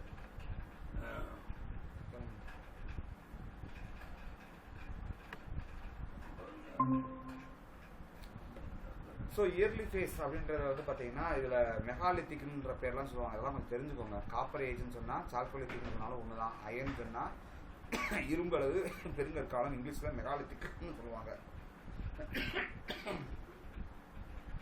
சரி, இது ஒரு பக்கம் இருக்கட்டும். இயர்லி ஃபேஸ்னால் என்னது? It is older than chalcolithic period. அதாவது காப்பர் ஏஜுக்கு முந்தைய காலகட்டத்தை சேர்ந்ததுன்னு சொல்கிறாங்க இயர்லி ஃபேஸ். அப்போ எந்த ஒரு இண்டஸ் வேலி சிவிலைசேஷனுக்கும் இந்த 3 காலங்களில் ஃபஸ்ட்டு பார்க்கக்கூடிய துவக்க காலம் என்பது துவக்க காலம், ரொம்ப ரொம்ப துவக்க காலம், பழமையான காலமாக இருக்கும். அப்போ அப்படின்றது அது கிட்டத்தட்ட சால்கோலித்திக், அதாவது சால்கோலித்திக்கு முன்னாடி அப்படின்னு சொல்லியாச்சுன்னா எதை சொல்கிறாங்க? நியோலித்திக் பீரியட் சேர்ந்ததாக இருக்குன்றாங்க. அதனால தான் நம்ம பார்த்த மெஹர்கரா இருக்கட்டும், அல்லது பிரானா, இப்போ இருக்கக்கூடிய பழமையான நகரம் சொல்லக்கூடிய பிரானாவாக இருக்கட்டும், இது ரெண்டுமே வந்து அந்த நியோலித்திக் பீரியடு புதிய கற்காலத்தை சேர்ந்ததாக இருக்கிறது. அப்போ அதுதான் போட்டிருக்கேன், it is older than chalcolithic early sites அப்படின்னு போட்டிருக்கோம். அப்போ இது ஓல்டர் தென் சால்கோலித்திக்னா அது ஆட்டோமேட்டிக்காக எதை குறிக்குது, நியோலித்திக் பீரியடை குறிக்க ஆரம்பிச்சிடும். ஸோ சில எக்ஸாம்பிள்ஸ் கொடுத்துருக்கேன், பட் இதெல்லாம் நீங்கள் மனப்பாடம் பண்ண அவசியம் இல்லை, ஜஸ்ட்டு அது என்ன இருக்குன்றதை மட்டும் தெரிஞ்சுக்கோங்க. அடுத்து மெச்சூர் ஃபேஸ்னா முதிர்ந்த காலகட்டம். இது வந்து பார்த்தீங்கன்னா சுமார் 2900 ஆரம்பித்து 1600 வரைக்கும், 2600 ஆரம்பித்து 1900 வரை இருக்கும். ஸோ அங்கே போட்ட அதே வருஷம் தான் நினைக்கிறேன், 2006, அதாவது முன்னாடி பக்கத்தில் போட்டிருக்கோம்ல, கரெக்டு தான், அதே வருஷம் தான். ஸோ 2600 மெச்சூர் ஃபேஸ் கேட்பாங்க. மெச்சூர் எப்போ ஆரம்பிச்சுதுங்க அப்படின்னு கேட்பாங்க. மெச்சூர் எப்போ ஆரம்பிச்சிச்சுன்னா 2600 ஆரம்பிச்சிச்சு. எப்போங்க இது தொடங்குச்சு, 3300 இது தொடங்குச்சு. மெச்சூர் 2600. மெச்சூர் எப்போங்க முடிஞ்சிச்சு, மெச்சூர் முடிஞ்சது 1900 முடிஞ்சிச்சு, ஆரம்பிச்சது 2600. அதே மாதிரி லேட்டர் ஃபேஸ் எப்போங்க இது வந்து வீழ்ச்சி அடைய ஆரம்பிச்சிச்சு, அதே 1900 முடியுதுல, அதே இதில் வீழ்ச்சியும் ஆரம்பமாயிடுச்சு. இதுதான் வீழ்ச்சி ஆரம்பமானது, டிக்ளைன். எப்போங்க முடிஞ்சு வேனிஷ்டு, மொத்தமாக முடிஞ்சது எப்போங்க 1300 அல்லது 400 முடிஞ்சிச்சு. இதைத்தான் வந்து 3 ஃபேஸாக பிரிச்சிருக்காங்க. ஜஸ்ட் இதை மட்டும் தெரிஞ்சுக்கோங்க. கீழே இருக்கக்கூடிய இந்த பகுதிகளெலாம் உங்களுக்கு தேவையில்லை, ஓகேங்களா, இது வந்து உங்களுக்கு தேவை இருக்காது. அடுத்து வந்து பார்த்தீங்கன்னா இதோடைய கேரக்டர், பொதுவாக ஸ்தலங்கள்லாம் எப்படி இருக்கும் அப்படின்னா, no large cities, not much expertise in craft specialisation. அதாவது இது வந்து எதுக்கு சொல்லியிருக்காங்கன்னா இயர்லி சைட்ஸுக்கு மட்டும் போட்டிருக்கு கேரக்டரிஸ்டிக்ஸ். இது ஒன்லி எதுக்கு, இயர்லி சைட்ஸ் இருக்கு இல்லையா, துவக்க காலகட்டம். துவக்க காலகட்டத்தில் தான் வந்து என்ன இல்லைன்றாங்க, பெரிய பெரிய நகரங்கள்லாம் இல்லை. அப்போ அதே மாதிரி கைவினை தொழிலாளர்கள் பெருசாக ஒன்றும் நிபுணத்துவம் பெற்றவங்களாக இல்லை. அதே மாதிரி no early IVC sites active இண்டஸ்பிளைனில் சிந்து சமவெளி நாகரிகத்தில் பெரும்பாலும் இந்த மாதிரியான ஸ்தலங்கள் இன்றைக்கி ஆக்டிவாக இல்லைன்னா அந்த மாதிரி இது இன்னும் பெருசாக ஒன்றும் கண்டுபிடிக்கல அப்படின்ற மாதிரி சொல்கிறாங்க. ஸோ இந்த மாதிரி இந்த காலகட்டத்தை சேர்ந்த கேரக்டரிஸ்டிக்ஸை மட்டும் தான் மென்ஷன் பண்ணியிருக்காங்க. இது அப்படியே ஆப்போசிட்டாக வரும் எங்கள் மெச்சூரிட்டி ஃபேஸில். எல்லாமே லார்ஜ் சிட்டிஸாக இருக்கும், மச் எக்ஸ்பர்டைஸ் இன் கிராஃப்ட் ஸ்பெஷலைசேஷனாக இருக்கும். அதே மாதிரி நிறைய ஐவிசி சைடு வந்து ஆக்டிவாக இருக்கும் இண்டஸ்பிளைனில். ஸோ இது அப்படியே ஆப்போசிட்டாக இருக்கும். ஸோ இது வந்து துவக்க காலம், இது வந்து பார்த்தீங்கன்னா இந்த காலம், அதாவது மெச்சூர்டு ஸ்பேஸில் இருக்கக்கூடிய இந்த காலம். இது துவக்க காலம், இது வந்து மெச்சூர்டு காலம், ஓகேங்களா.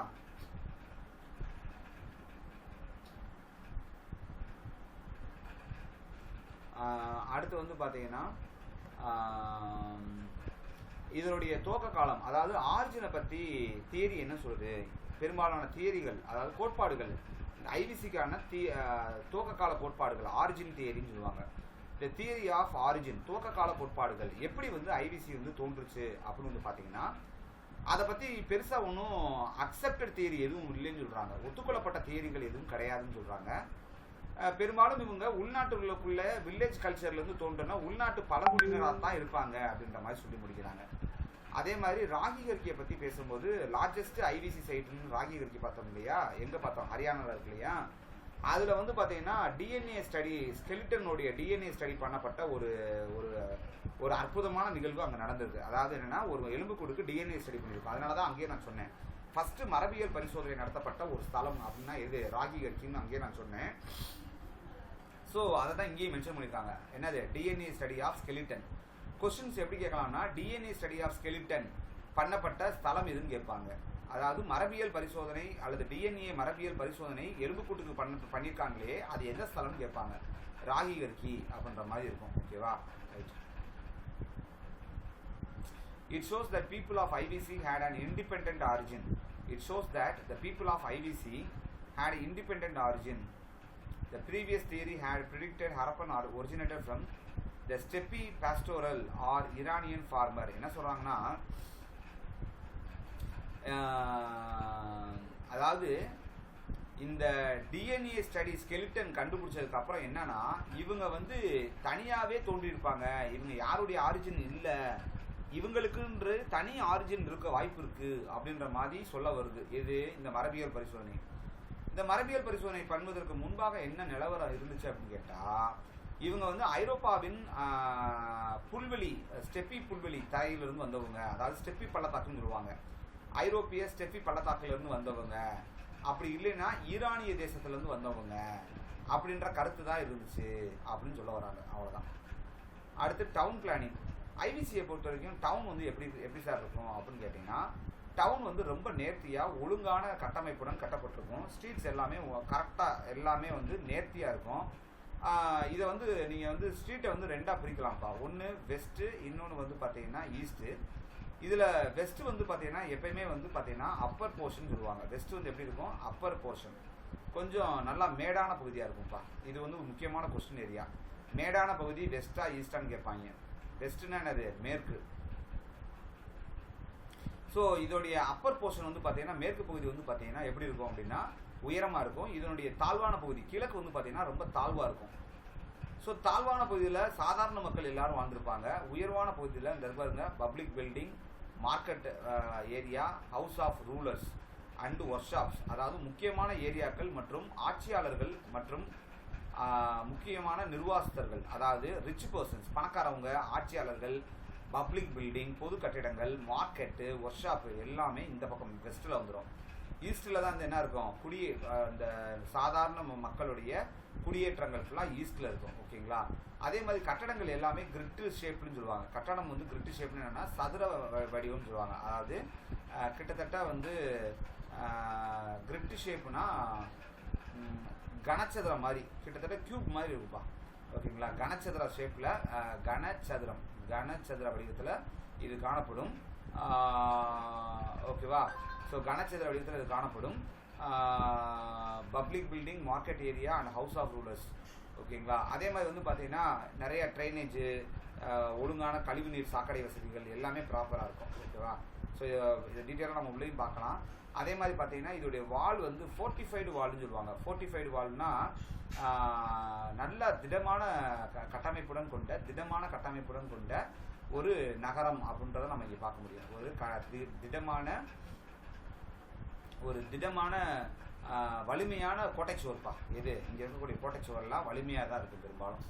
சரி, இந்தியாவில் இருக்கக்கூடிய முக்கியமான ஸ்தலங்கள் என்ன, பாகிஸ்தானில் இருக்கக்கூடிய முக்கியமான ஸ்தலங்கள் என்னன்ற வரிசைப்படுத்திருக்கேன் பாருங்கள். காளிபங்கன் ராஜஸ்தான், லோத்தல் தோலவீரா, ரங்பூர், சூர்கோட்டா இதெல்லாம் குஜராத்தில் இருக்குது. காளிபங்கன் ராஜஸ்தான், இது பாருங்க லோத்தல், என்னது லோத்தல், லோத்தல். அடுத்து தோலவீரா, அடுத்து ரங்பூர், ரங்பூர். அடுத்து சூர்கோட்டா, சூர்கோட்டா. ஓகேங்களா? இது எல்லாம் எங்கே இருக்குது? குஜராத்தில் இருக்குது. அடுத்து பனவாலி, ஹரியானா, பனவாலி. அடுத்து ரூஃபார் எங்கே இருக்குது? பஞ்சாப். இது எல்லாம் இந்தியாவில் இருக்கக்கூடிய ஸ்தலங்கள். அதே மாதிரி பாகிஸ்தானில் ஹரப்பா, மோஹஞ்சதாரா, சான்குதோரா, அம்ரி இதெல்லாம் எங்கே இருக்குது? பாகிஸ்தானில் இருக்குது. ஸோ ஹரப்பா ராவி நதிக்கரை, மொஹஞ்சதாரா மற்றும் சான்குதோரா சிந்து நதிக்கரை, அம்ரி வந்து எந்த நதிக்கரையிலும் கிடையாது. பார்க்கலாம். அடுத்து ஃபியூச்சர்ஸை பொறுத்த வரைக்கும் ஒவ்வொரு நகரங்களும், அதாவது ஒவ்வொரு சிறப்பம்சங்கள், தெரு எப்படி இருந்துச்சு, அதோடைய டவுன் பிளானிங் எப்படி இருந்துச்சு அப்படின்ற மாதிரி. ஸோ ஃபியூச்சரை பொறுத்த வரைக்கும் வந்து பார்த்தீங்கன்னா டவுனை பொறுத்த வரைக்கும் உயர்வான பகுதி, தாழ்வான பகுதி என்று பிரிக்கப்பட்டிருந்தது. உயர்வான பகுதியை ரைஸ்டு பார்ட், அப்பர் பார்ட் அல்லது ரைஸ்டு பார்ட்னு சொல்லுவாங்க. உயரமான பகுதி அதை சிடாட்டல் என்று அழைப்பார்கள். இந்த சிடாட்டல் பகுதியில் தான் யார் இருப்பாங்கன்னா rulers, important public buildings, granaries, work shops இதெல்லாம் இருக்கும். கிரானரிஸ்னால் தானிய களஞ்சியங்கள். அதே மாதிரி it's located at west of the city. உயர்வான பகுதி சிடாட்டல் எங்கிட்டு இருக்கும்? உயரமான பகுதியில் இருக்கும். அப்போ ரைஸ்டு பார்ட், மேற்கு பகுதியில் இருக்கக்கூடிய பகுதிக்கு பேர் என்ன சொல்கிறாங்க? சிடாட்டல் அப்படின்னு சொல்கிறாங்க. அப்போ நான் வச்சுக்கணும், சிடாட்டல் என்பது மேற்கு பகுதியை குறிக்கிறது. பணக்காரவங்க, ஆட்சியாளர்கள், பொது கட்டிடங்கள் இருக்கக்கூடிய பகுதியை குறிக்கிறது. அப்போ தாழ்வான பகுதி அதுக்கு பேர் கிடையாது. தாழ்வான பகுதி வந்து சாதாரண மக்கள் குடியிருக்கும் பகுதி. அவ்வளோதான். இந்த ஃபீச்சர்ஸ் எல்லாம் கேட்குறப்பா, இதெல்லாம் விட்டுருங்க. இதை படித்து பாருங்கள், புரிஞ்சா வச்சுக்கோங்க, இல்லைனா விட்டுருங்க, தேவையில்லை இதெல்லாம். அடுத்து ஸ்ட்ரீட்டை பொறுத்த வரைக்கும் என்னென்னா இட் ஃபாலோடு கிரிட்டு பேட்டர்ன்னா தெருக்கள் எல்லாமே வந்து ஒழுங்காமே, அதாவது கரெக்டாக இப்படி ஒரு வீடு இருக்குன்னா 4 பக்கமும் தெரு இருக்கும்ப்பா, எல்லா பக்கமும் தெரு இருக்கும். ஸோ இந்த மாதிரி வந்து ஒரு ஒழுங்கான அமைப்புடன் காணப்படும். அதை தான் என்ன சொல்கிறாங்க? கிரிட்டு ஷேப்புன்னு சொல்கிறாங்க. ஸோ அதே மாதிரி கிரிட்டை பொறுத்த வரைக்கும் தெரு விளக்கெல்லாம் காணப்பட்டு பாருங்கள், ஸ்ட்ரீட் லேம்ப்லாம் இருந்திருக்கு. ஓகேங்களா? அடுத்து வந்து பார்த்தீங்கன்னா ட்ரைனேஜை பொறுத்த வரைக்கும் வந்து பார்த்தீங்கன்னா பெரும்பாலும் சாக்கடைகள் சிந்து, சுண்ணாம்பு மற்றும் ஜிப்சம் போன்றவைகள் கொண்டு கட்டப்பட்டுள்ளது. அதே மாதிரி பலகைகள் கொண்டு மூடப்பட்டிருக்கு. அதாவது செங்கல் பலகைகளை கொண்டு பிரிக் ஸ்லாப், செங்கல் பலகைகளை கொண்டு அழகாக மூடி நீட்டாக வச்சுருக்காங்க இது சாக்கடையை. ஸோ சாந்து, மார்டர், சுண்ணாம்பு, லைம், ஜிப்சம் இதெல்லாம் இங்கிலீஷ் வருப்பாங்க. அடுத்து வந்து பார்த்தீங்கன்னா ஹவுஸை பொறுத்த வரைக்கும் பெரும்பாலும் குறைஞ்சது 2 மாடி வீடுப்பான். குறைஞ்சது 2 மாடி வீடு அல்லது அதுக்கும் மேலே தான். ஸோ 2 or more ஸ்டோரிஸ்னால் அடுக்குமாடி வீடுன்னு அர்த்தம். So 2 or more stories but no window faced streets. அதாவது தெருவை நோக்கிய ஜன்னல்கள் கிடையாதுப்பா. அதாவது வீட்டுக்குள்ளே ஜன்னல் இருக்கும், ஆனால் உங்கள் தெருவை நோக்கிய தெரு கிட்ட இருக்குது பார்த்தீங்களா ஒரு சுவர், அந்த தெருவை நோக்கிய சுவரில் வந்து என்ன இருக்காது, ஜன்னல்கள் வந்து இருக்காது. The house contains bathroom. அதே மாதிரி வந்து பார்த்தீங்கன்னா பெரும்பாலும் வந்து பாத்ரூம்லாம் இருக்கும்ப்பா. பாத்ரூம் இருக்கும், என்ன தான் இருக்காது, தெரு நோக்கிய ஜன்னல்கள் மட்டும் இருக்காது. வீட்டுக்குள்ளே ஜன்னல் இருக்கும், ஆனால் எங்கே இருக்காது, தெரு நோக்கிய ஜன்னல்கள் மட்டும் இருக்காது. அதே மாதிரி செங்கல்கள்லாம் பார்த்தீங்கன்னா சுட்ட செங்கற்கள், சுடாத செங்கற்கள் ரெண்டுமே யூஸ் பண்ணியிருப்பாங்கப்பா. இது எல்லாமே தரப்படுத்தப்பட்ட ஸ்டாண்டர்டைஸ்டு பேர்ன்டு பிரிக்ஸ், தரப்படுத்தப்பட்ட செங்கற்கள், சுட்ட செங்கலை யூஸ் பண்ணியிருப்பாங்க. சுடாத செங்கலும் சில இடங்களில் யூஸ் பண்ணியிருக்காங்க. ஆனால் ஒரு பொழுதும் கருங்கல்லை அவர்கள் யூஸ் பண்ணது கிடையாது. No stone was used. No stone, கருங்கல்லே அவங்க யூஸ் பண்ணது கிடையாது. ஆனால் சூர்கோட்டாவில் மட்டும் வந்து பார்த்தீங்கன்னா விதிவிலக்கு உண்டு. சூர்கோட்டாவில் மட்டும் வந்து பார்த்தீங்கன்னா அவங்க வந்து பார்த்தீங்கன்னா கருங்கல்லால் கட்டப்பட்ட கோட்டை சுவர், அதாவது கோட்டை சுவர் வந்து கருங்கல்லால் கட்டப்பட்டிருக்கும். இது மட்டும் ஒரு எக்ஸெப்ஷன் தான். அப்போ பொதுவாக ஐபிசியில் வந்து என்ன கல் யூஸ் பண்ணியிருக்க மாட்டாங்க, கருங்கல் யூஸ் பண்ணியிருக்க மாட்டாங்க கட்டுமானத்துக்கு. ஒரு நிமிஷம்ப்பா. Hello sir. ஆமாம் சார். இந்த எங்கே சார் இருக்கீங்க? அதே தான் சார், அப்படியே அதை ஒட்டி ஒரு சந்து ஒரு சிமெண்ட் ரோடு விட்டு நம்ம தான். அதே தான்.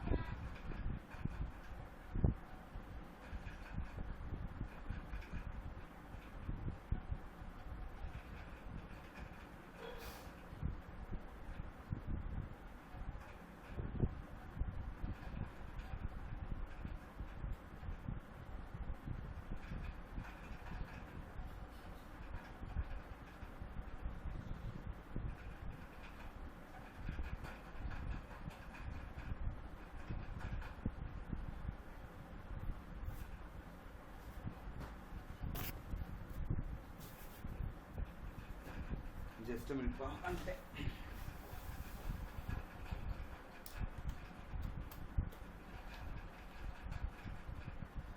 கேக்குதாப்பா? ஹலோ கேக்குதுங்க சார். ரைட். ஸோ இந்த சூர்கோட்டாவில் மட்டும் பார்த்தீங்கன்னா கோட்டைச்சுவர் வந்து பார்த்தீங்கன்னா கருங்கல்லால் வந்து கட்டியிருப்பாங்க. ஆனால் பொதுவாக ஐவிசியில் வந்து கருங்கல் யூஸ் பண்ணியிருக்க மாட்டாங்க. எப்படி வந்து இரும்பு தெரியாது, குதிரை தெரியாதுன்னு சொல்கிறோமோ அது மாதிரி கருங்கல்லால் கட்டப்படாத சுவர்கள் தான் அங்கே உண்டு. இருந்தாலும் எக்ஸப்ஷன் ஒரே ஒரு இடம் வந்து சூர்கோட்டா. அப்போ கொஸ்டின் எப்படி சார் கேட்கலாம் அப்படின்னா, பொதுவாக அவங்க வந்து கருங்கல்லால் கட்டப்பட்ட கட்டுமானங்கள் கிடையாதுன்னு சொன்னால் அது கரெக்டு தான். ஆனால் ஒரே ஒரு விதிவிலக்கு, ஒரே ஒரு இடத்துல தான் விதிவிலக்கு. அதுக்காண்டி வந்து அவங்களுடைய ஐவிசியினுடைய கட்டுமானத்தில் வந்து சுட்ட இது கருங்கல் யூஸ் பண்ணிட்டாங்க அப்படின்னு யூஸ் பண்ணியிருக்காங்கன்ற மாதிரி கொடுத்தா அதை நம்ம வந்து தவறுன்னு தான் எடுத்துக்கிறணும்.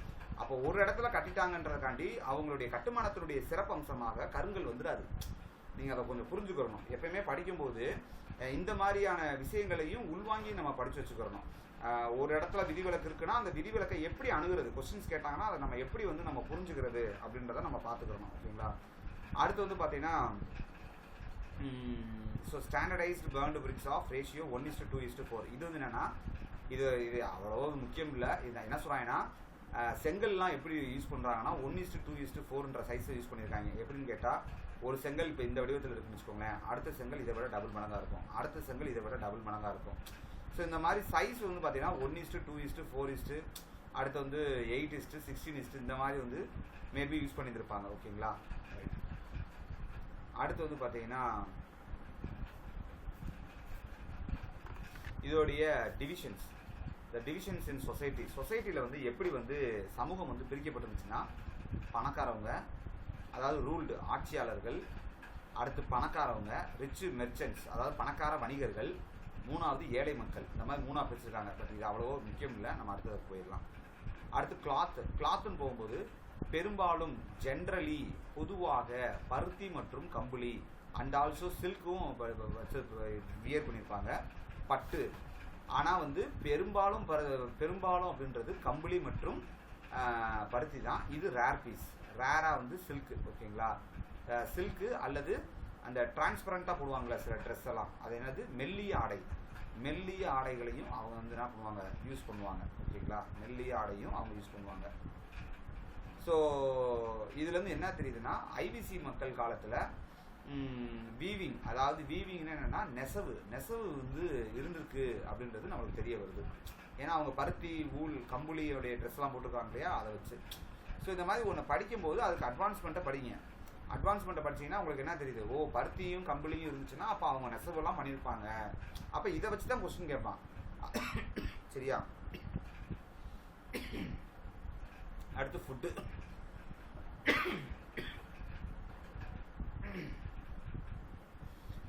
ஃபுட்டு வந்து பார்த்தீங்கன்னா சிந்து மற்றும் Punjab largely consumed wheat and barley system தான்.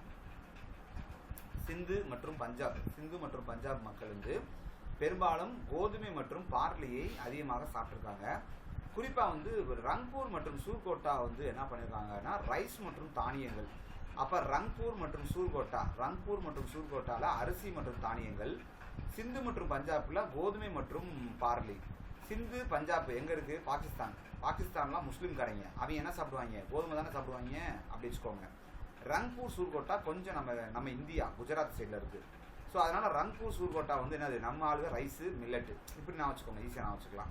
அது மட்டும் இல்லை, ஃபிஷ்ஷு, த மொலசஸ் அப்படின்னு சொல்லக்கூடிய கிளிஞ்சல் சிப்பிகளையும் அவங்க சாப்பிட்ருக்காங்கன்றாங்க.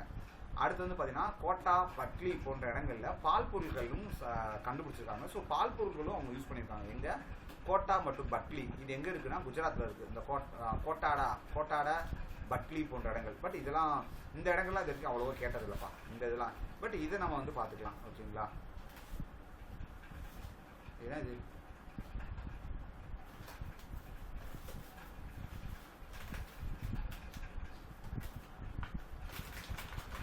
அடுத்து ரிலிஜியனை பொறுத்த வரைக்கும் இந்த ஃபர்ஸ்ட் நேச்சர் ஒர்ஷிப், இந்த ஃபர்ஸ்ட் ரிலிஜியனை பொறுத்த வரைக்கும் இவங்க ஒன்றத்தையும் விடலப்பா, காடு, மாடு, செடி, கொடி, மரம் எல்லாத்தையுமே வந்து வழிபட்டுருப்பாங்க. அதில் வந்து பார்த்தீங்கன்னா ஃபஸ்ட்டு வந்து பார்த்தீங்கன்னா அரச மர வழிபாடு, த பீப்புள் ட்ரீ ஒர்ஷிப்னு சொல்லுவாங்க. அடுத்து வந்து காளை வழிபாடு, அனிமல் புல் ஒர்ஷிப். அடுத்து உருவ வழிபாடு, ஐடலட்ரி அப்படின்னு சொல்லுவாங்க, உருவ வழிபாடு கொடுக்குறது. அடுத்து பெண் தெய்வ வழிபாடு, தாய் வழிபாடு, த மதர் காடஸ் அப்படின்னு சொல்கிறது. அடுத்து பசுபதி யோகி அப்படின்னு சொல்லக்கூடிய த லார்ட் ஆஃப் கேட்டில், கால்நடை வழிபாடு, பசுபதி வழிபாடு, த லார்ட் ஆஃப் கேட்டில், பசுபதி வழிபாடு அப்படின்னு சொல்லுவாங்க. இந்த பசுபதி வழிபாடு அப்படின்னு சொல்லும்போது யூனிகார்ன் அப்புறம் வழிபாடு அப்படின்ற இன்னொரு பேரையும் சொல்கிறாங்கப்பா. அது என்ன சார் யூனிகார்ன் அப்படின்னு சொன்னால், பெரும்பாலும் வந்து சீல்ஸ், முத்திரைகள் வந்து இருக்கும்ப்பா. ஸோ முத்திரைகளில் வந்து பார்த்தீங்கன்னா இந்த பசுபதி முத்திரைகள் வந்து உருவத்தை வந்து அவங்க வந்து என்ன பண்ணிப்பாங்கன்னா பொறிச்சிருப்பாங்க. அதை வந்து யூனிகார்ன் முத்திரைகள் அப்படின்னு சொல்கிறாங்கப்பா. ஸோ இந்த யூனிகார்ன் முத்திரைகள் எங்கே கூட என்ன எப்படி இருக்கு. ஸோ யூனிகார்ன் முத்திரைகள். ஸோ யூனிகார்ன் முத்திரைகள் வந்து பார்த்தீங்கன்னா இதில் என்ன ஸ்பெஷாலிட்டி அப்படின்னு வந்து பார்த்தீங்கன்னா இந்த போட்டுருக்கு பாருங்க, யூனிகார்ன் சீல்ஸ். இந்த யூனிகார்ன் சீல்ஸில் வந்து பார்த்தீங்கன்னா ஃபஸ்ட்டு வார்த்தை பசுபதி உருவங்கள் அதில் பொறிக்கப்பட்டிருக்கும். அடுத்து சிவனுடைய உருவங்கள் இதில் பொறிக்கப்பட்டிருக்கும். அதை புரோட்டோ சிவான்னு போட்டிருப்பாங்க. புரோட்டோ சிவானா PROTOSIVA, proto Shiva, PROTOSIVA, proto Shiva. அடுத்து வந்து பார்த்தீங்கன்னா 7 மதர்ஸ், 7 தாய்கள். ஓகேங்களா. ஒன்றுங்க.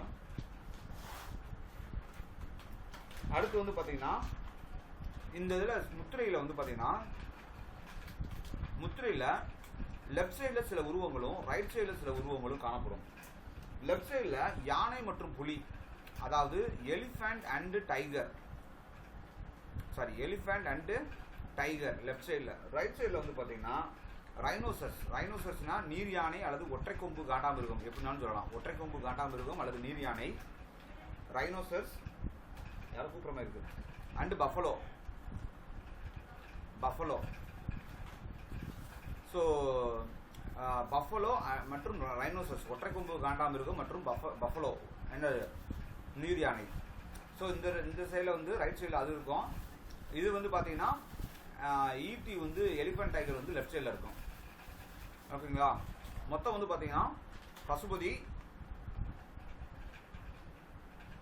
அடுத்து சிவா, அடுத்து 7 மதர்ஸ். இந்த 3 உருவங்கள் மேலே பொறிச்சிருப்பாங்க ஏதாவது ஒன்று. இதைத்தான் யூனிகார்ன் சீல்ஸ்ன்னு சொல்கிறாங்க. ஓகேங்களா. இதைத்தான் யூனிகார்ன் சீல்ஸ்ன்னு சொல்கிறாங்க. ஸோ இவங்க வந்து பசுபதியை வழிபட்டாங்க அப்படின்றதுக்கு இது ஒரு எடுத்துக்காட்டு. ஓகேங்களா. ஸோ யூனிகார்ன் சீல்ஸ், பசுபதி வழிபாடு, பசுபதி யோகா எல்லாம் ஒன்று தான். இப்படி சிம்பாலிக்காக ரெப்ரசன்ட் பண்ணுறாங்க பார்த்தீங்களா. இதை தான்ப்பா பாலி சின்னங்கள்னு சொல்கிறாங்க. பாலிக் சிம்பிள்ஸ் அப்படின்னா இந்த மாதிரி இவங்க வந்து சிம்பிளை பொறிக்கிறாங்க பார்த்தீங்களா. இதை தான் பாலி சிம்பிள்றாங்க. பாலி சிம்பிள் அப்படின்றது இந்த பசுபதி சம்மந்தப்பட்ட சின்னங்களை பொறிக்கிறதுக்கு பேர் தான் பாலி சிம்பிள். ஓகேங்களா. அடுத்து வந்து பார்த்தீங்கன்னா வாட்டர் ஒர்ஷிப் இருக்குப்பா. நீர் வழிபாடு அல்லது ரிவர் நதி வழிபாடு, ஸ்னேக்கு பாம்பு வழிபாடு, லிங்கம் ஒர்ஷிப் லிங்க வழிபாடு. ஓகேங்களா. ஸோ லிங்க வழிபாடுன்னு சொன்னாலும் ஒன்று தான். அதே மாதிரி பசுபதி வழிபாடு அப்படின்னு சொல்கிறது எல்லாமே கிட்டத்தட்ட அந்த சிவனை குறிக்கக்கூடிய வார்த்தைகளாக தான் வரும். பசுபதி, லிங்கம் எல்லாமே சிவனை தான் குறிக்குது. ஓகேங்களா. அதே மாதிரி வந்து பார்த்தீங்கன்னா அந்த worship of sun and fire, சூரிய வழிபாடு, நெருப்பு வழிபாடு, அவ்வளோதான். அதே மாதிரி மொஹஞ்சதாரோவில் ஒரு மதகுருவோடைய சிலை ஒன்று கண்டுபிடிக்கப்பட்டுள்ளது.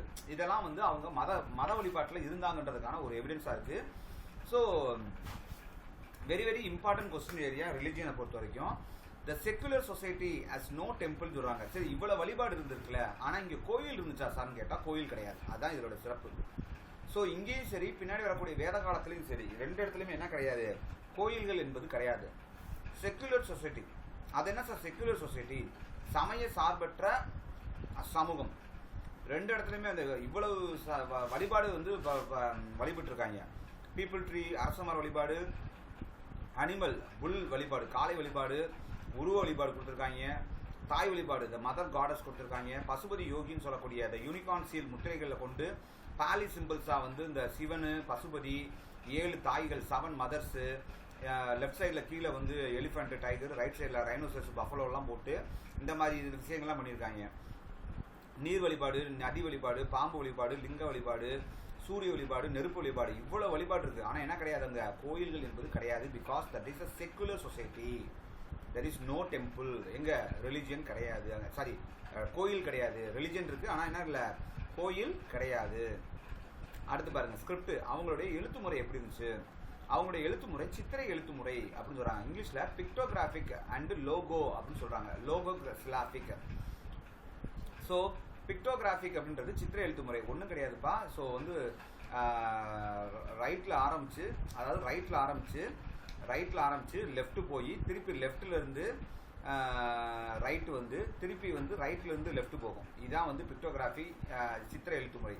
ஸோ ஆரம்பம் வந்து ரைட்லேருந்து ஆரம்பிக்கும், அதாவது வலதுலேருந்து ஆரம்பிக்கும். இதை மட்டும் நான் வச்சுக்கோங்க, ரைட் சைட்லேருந்து ஆரம்பிப்போம். ஸோ நம்மள மாதிரி தான் ஆரம்பிப்பாங்க. ஆனால் வந்து என்ன, அது நம்ம இப்படி போயிட்டு திருப்பி இங்கே தானே வர்றோம். ஆனால் இவங்க என்ன பண்ண மாட்டாங்க, இப்படி போய் இப்படி வந்து ஜிக்ஸாக அப்படி போயிட்டு இருப்பாங்க. ஸோ இதுதான் வந்து என்னது சித்திரை எழுத்துமுறை. அதனாலேயே இன்றைக்கி வரைக்கும் அதை சரியாக வாசிக்க முடியல அப்படின்னு சொல்கிறாங்க. அது மட்டும் இல்லை, இவங்க நிறைய வந்து பேர்ட்ஸு, ஃபிஷ்ஷு, இந்த மாதிரி மனிதர்களுடைய உருவங்கள் எல்லாம் வந்து லெட்டர்ஸோடைய சிம்பிளாக வந்து அவங்க யூஸ் பண்ணுறாங்க. இது அவங்களுடைய ஒரு ஸ்பெஷாலிட்டி. அதே மாதிரி இவங்க எழுதக்கூடிய இந்த சித்திரை எழுத்து முறைக்கு என்ன சொல்கிறாங்கன்னா பூஸ்டோஃபீடான் அப்படின்னு சொல்லக்கூடிய இந்த இப்படி சொல்கிறாங்களா, ரைட்லேருந்து லெஃப்ட் போய் திருப்பி லெஃப்ட்லேருந்து ரைட்டு, இந்த ஜிக்ஸாக் மெத்தடுக்கு பேர் என்னதுன்னா பூஸ்டோஃபீடான். இந்த எழுத்து முறைக்கு பேர் சித்திரை எழுத்து முறை, pictographic and logosyllabic method. And also it is called as boustrophedon அப்படின்னு சொல்கிறாங்க. என்ன சொல்கிறாங்க, பூஸ்டோஃபீடான். இது 1700 இந்த எழுத்துக்கள் அழிந்து விட்டது. 1700 கிமு 1700 ஏற்கனவே பார்த்தோம் இல்லையா, 1700 அழிந்து விட்டது. ஓகே. அதே மாதிரி எழுத்துக்களை பொறுத்த வரைக்கும் இந்த ஸ்கிரிப்டுக்கும் நம்மளுடைய தமிழ் ஸ்கிரிப்டுக்கும் நிறைய ஒற்றுமை இருக்குன்னு சொல்லி ரீசெண்ட் ரிசர்ச் வந்து கண்டுபிடிச்சிருக்காங்க. குறிப்பாக ஐராவத மகாதேவன், பாலகிருஷ்ணன் ஐஏஎஸ் போன்றவர்களுடைய கண்டுபிடிப்பெல்லாம் இதை தான் சொல்லுது. இது நம்ம தமிழ் புக்கில் நீங்கள் படிப்பீங்க. தமிழ் படிக்கும் போதே வந்து ஐராவத மகாதேவன், பாலகிருஷ்ணன் ஐஏஎஸ் சம்மந்தப்பட்ட பாடங்கள்லாம் நம்ம ஸ்கூல் தமிழ் புத்தகத்தில் இருக்குது. அதை பற்றி அந்த பாடங்களில் ஐவிசியினுடைய ஐபிசி காலத்துக்கும் நம்ம திராவிட மொழிக்கும் சம்மந்தம் இருக்குன்றத அவங்க டீட்டெயிலாக எழுதியிருப்பாங்க. அதை பார்த்தீங்கன்னா உங்களுக்கு கொஞ்சம் புரியும். அடுத்து பிலீஃப், இவங்களுக்கு தீய சக்தி பேய் மேலெலாம் நம்பிக்கை இருந்துருக்குப்பா. அதனால அமுலெட்ஸ் அப்படின்றது தாயத்தை வந்து என்ன பண்ணியிருக்காங்கன்னா, இவங்களுக்கு தாயத்தெல்லாம் கட்டி பழகிருக்காங்க. ஸோ இவங்க கேட்பாங்க, அமுலெட்ஸ் தாயத்து கட்டினார்கள், அவங்களுக்கு பழக்கம் இருக்கா கேட்பாங்க. பழக்கம் இருக்கிறது, காரணம் அவங்களுக்கு பேய் பிசாசின் மீது நம்பிக்கை இருந்தது. அடுத்து பரியல் சிஸ்டம் இஸ் வெரி வெரி இம்பார்ட்டன்ட்பா. பரியல் சிஸ்டத்தை பொறுத்த வரைக்கும் டெட் பாடிஸை பெரும்பாலும் நார்த்து சவுத்தாக தான் இப்படி தான் புதைப்பாங்க. இப்படி புதைக்க மாட்டாங்க. எப்பயுமே எப்படி புதைப்பாங்க, நார்த்து சவுத்தில் தான் புதைப்பாங்க. குறிப்பாக வந்து பார்த்தீங்கன்னா the graveyard was within the settlement. அதே மாதிரி வந்து பார்த்தீங்கன்னா பெரும்பாலும் அந்த சுடுகாடு எல்லாமே எந்த பகுதியில் அவங்க குடியிருந்தாங்களோ அந்த குடியிருப்புக்கு அருகாமையிலேயே சுடுகாடையும் வச்சுருந்துருக்காங்க. பெரும்பாலும் 3 வகையான புதைக்கும் முறையை வந்து அவங்க வச்சுருந்தாங்கப்பா. ஒன்று கம்ப்ளீட் பரியல், இன்னொன்று ஃப்ராக்ஷனல் பரியல், 3வது செரிமேஷன்ப்பா. கம்ப்ளீட் பரியல் அப்படின்னு சொல்கிறது வந்து பார்த்தீங்கன்னா கம்ப்ளீட் பரியல் அப்படின்னு சொல்கிறது வந்து பார்த்தீங்கன்னா அப்படியே மொத்தமாக வந்து உடம்பை எதையுமே சிதைக்காமல் எரிக்காமல் விலங்குகளுக்கு போடாமல் அப்படியே புதைச்சிடுறது, அதுக்கு பேர் கம்ப்ளீட் பரியல். ஃப்ராக்ஷனல் பரியல் அப்படின்னு சொல்கிறது கொஞ்சம் வந்து இது பண்ணிடுறது, ஏதாவது ஒன்று செஞ்சு விட்டுறது. ஃபார் எக்ஸாம்பிள் வந்து என்ன பண்ணிடுறதுன்னா, பறவைகளுக்கோ அல்லது விலங்குகளுக்கோ போட்டு சாப்பிட்டதுக்கு போக மிச்சம் இருக்கக்கூடிய உடம்பை வந்து புதைக்கிறது. ஸோ அதுக்கப்புறம் புதைச்சோம்னா மிச்சம் இருக்கிற உடம்பை புதைக்கிறதுனால அதுக்கு பேர் ஃப்ராக்ஷனல் பரியல். 3வது செரிமேஷன் அப்படின்றது வந்து என்ன அப்படின்னு கேட்டால், உடம்பை வந்து தீயில வச்சு தகனம் பண்ணி சாம்பலை வந்து புதைக்கிறதுக்கு பேர் செரிமேஷன். ஸோ கம்ப்ளீட் பரியல், ஃப்ராக்ஷனல் பரியல் அண்ட் செரிமேஷன் அப்படின்னு சொல்லி 3 விதமான பரியல் சிஸ்டம் சொல்கிறாங்க. அதாவது முழுமையான அடக்கம், பகுதியளவு அடக்கம் மற்றும் அடக்கம் செய்தல். இது முழுமையான அடக்கம், இது பகுதியளவு, இது வெறும் அடக்கம். ஓகேவா, அவ்வளோதான்.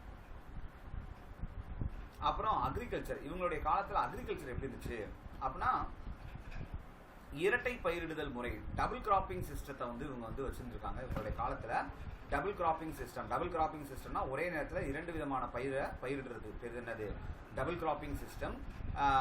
குறிப்பாக வந்து நம்ம ஏற்கனவே வந்துட்டு லோத்தல் ரங்பூர்லலாம் ரைஸ் வந்து ரொம்ப பெஸ்ட்டாக இருக்குன்னு சொல்லி பார்த்தோம். லோத்தல் ரங்பூர் இந்த மாதிரி சூர்கோட்டா போன்ற இடங்களில் வந்து ரைஸ் வந்து ரொம்ப ஃபேமஸ்ஸு. ஒயிட்டு பார்லி, வீட்டு பார்லிலாம் வந்து பார்த்தீங்கன்னா அங்கே சிந்து, மொகந்தாரா, ஹரப்பா போன்ற பகுதிகளில் வீட்டு பார்லி வந்து பெஸ்ட்டாக இருந்திருக்கும். அதே மாதிரி வந்து பார்த்தீங்கன்னா ஹஸ்குன்னு சொல்லக்கூடிய உமி பகுதி ரங்பூர்ல இருந்து கண்டுபிடிச்சிருக்காங்க. ஓகேங்களா, இதெல்லாம் நம்ம பின்னாடி பார்ப்போம். இங்கே ஜஸ்ட் அதை பற்றி இங்கே மறுபடியும் சொல்லியிருக்கேன். ஓகேங்களா, இதை கூட நம்ம பின்னாடி பார்த்துக்கலாம். ஸோ என்னென்ன உணவுலாம் இருந்துச்சு பாருங்களேன், வீட்டு, பார்லி, ரைஸு, டேட்ஸு, கடுகு, மஸ்டர்டு, காட்டன், ப்ராட் பீன்ஸ், அவரை, அடுத்து சீசேம், எள்ளு, கொண்டக்கடலை, சிக்பீஸ் போன்ற பகுதிகள்லாம் வந்து இருக்குது. அதே மாதிரி ஆனால் டேம் இருந்திருக்கு பாருங்கள், டேம் இருந்திருக்கு, இரிகேஷன் வசதி இருந்திருக்கு, சேனல்ஸ், கால்வாய், கேனல்ஸ் இருந்திருக்கு பாருங்கள். தோளவிரா பகுதியில் கேனல்ஸ் இருந்திருக்கு பாருங்கள். அதே மாதிரி கிணற்று பாசனம், வெல் இரிகேஷன்ஸ் இருந்திருக்கு. குறிப்பாக வந்து பார்த்தீங்கன்னா அல்லாடினோவில் வந்து பார்த்தீங்கன்னா இந்த கிணற்று பாசனத்துக்கான எவிடன்ஸ் கண்டுபிடிச்சிருக்காங்க பாருங்கள். அல்லாடினோ அப்படின்ற பகுதியில் கிணற்று பாசனம். ஓகேங்களா, அதே மாதிரி வுட்டன் பிளாஷோர், மரக்கலப்பை கண்டுபிடிச்சிருக்காங்க. த பிளாவுடு லேண்டு, அதாவது என்ன அப்படின்னா உழுத நிலம். த பிளாவுடு லேண்டு எங்கே, காளிபங்கனில் உழுத நிலம் கண்டுபிடிச்சிருக்காங்க பாருங்கள். காளிபங்கனில் உழுத நிலம், இதெல்லாம் ரொம்ப முக்கியமான கொஸ்டின் ஏரியாப்பா. உழுத நிலம் கண்டுபிடிக்கப்பட்ட பகுதி உழுத நிலம், காளிபங்கன். காளி வந்தால் உழுது விட்டுருவா அப்படின்னு வச்சுக்கோங்க. மரக்கலப்பை, ஓகேங்களா, இது கூட விட்டுருங்க. வெல் இரிகேஷன் கண்டுபிடிக்கப்பட்டது வந்து பார்த்தீங்கன்னா அல்லாடினோ. அப்போ வுட்டன் பிளாஷோர் மற்றும் வெல் இரிகேஷன் வந்து அல்லாடினோ கூட நீங்கள் வச்சுக்கலாம். ஓகேங்களா, அடுத்து கேனல்ஸ்க்கு வந்துட்டு கால்வாய்க்கு தோளவீரா அப்படின்றத கொஞ்சம் நான் வச்சுக்கலாம். அடுத்து வந்து பார்த்தீங்கன்னா டெரகோட்டா. அடுத்து வந்து பார்த்தீங்கன்னா மேனுஃபேக்சரிங், உற்பத்தி. என்னென்ன உற்பத்திகள்லாம் நம்ம அவங்க காலத்தில் பண்ணாங்க அப்படின்னா, டெரகோட்டா அப்படின்னு சொல்லக்கூடிய சுடுமண்ணால் செய்யப்பட்ட சில உருவங்களை செய்யக்கூடிய வழக்கம் அவங்க காலத்தில் இருந்திருக்கு. அந்த சுடுமண்ணால் செய்யக்கூடிய பழக்கத்துக்கு பேர் வந்து டெரகோட்டா அப்படின்னு சொல்கிறாங்க. பெரும்பாலும் வந்து விலங்குகளினுடைய உருவங்கள், மனிதனுடைய உருவங்களை வந்து செய்கிறாங்க. என்னென்ன இதெல்லாம் செஞ்சுருக்காங்கன்னா, ஸ்டாச்சு, சிலைகள் செஞ்சுருக்காங்க, பேங்கிள்ஸ், வளையல்கள் செஞ்சுருக்காங்க, சீல்ஸ் செஞ்சுருக்காங்க, முத்திரைகள் செஞ்சுருக்காங்க.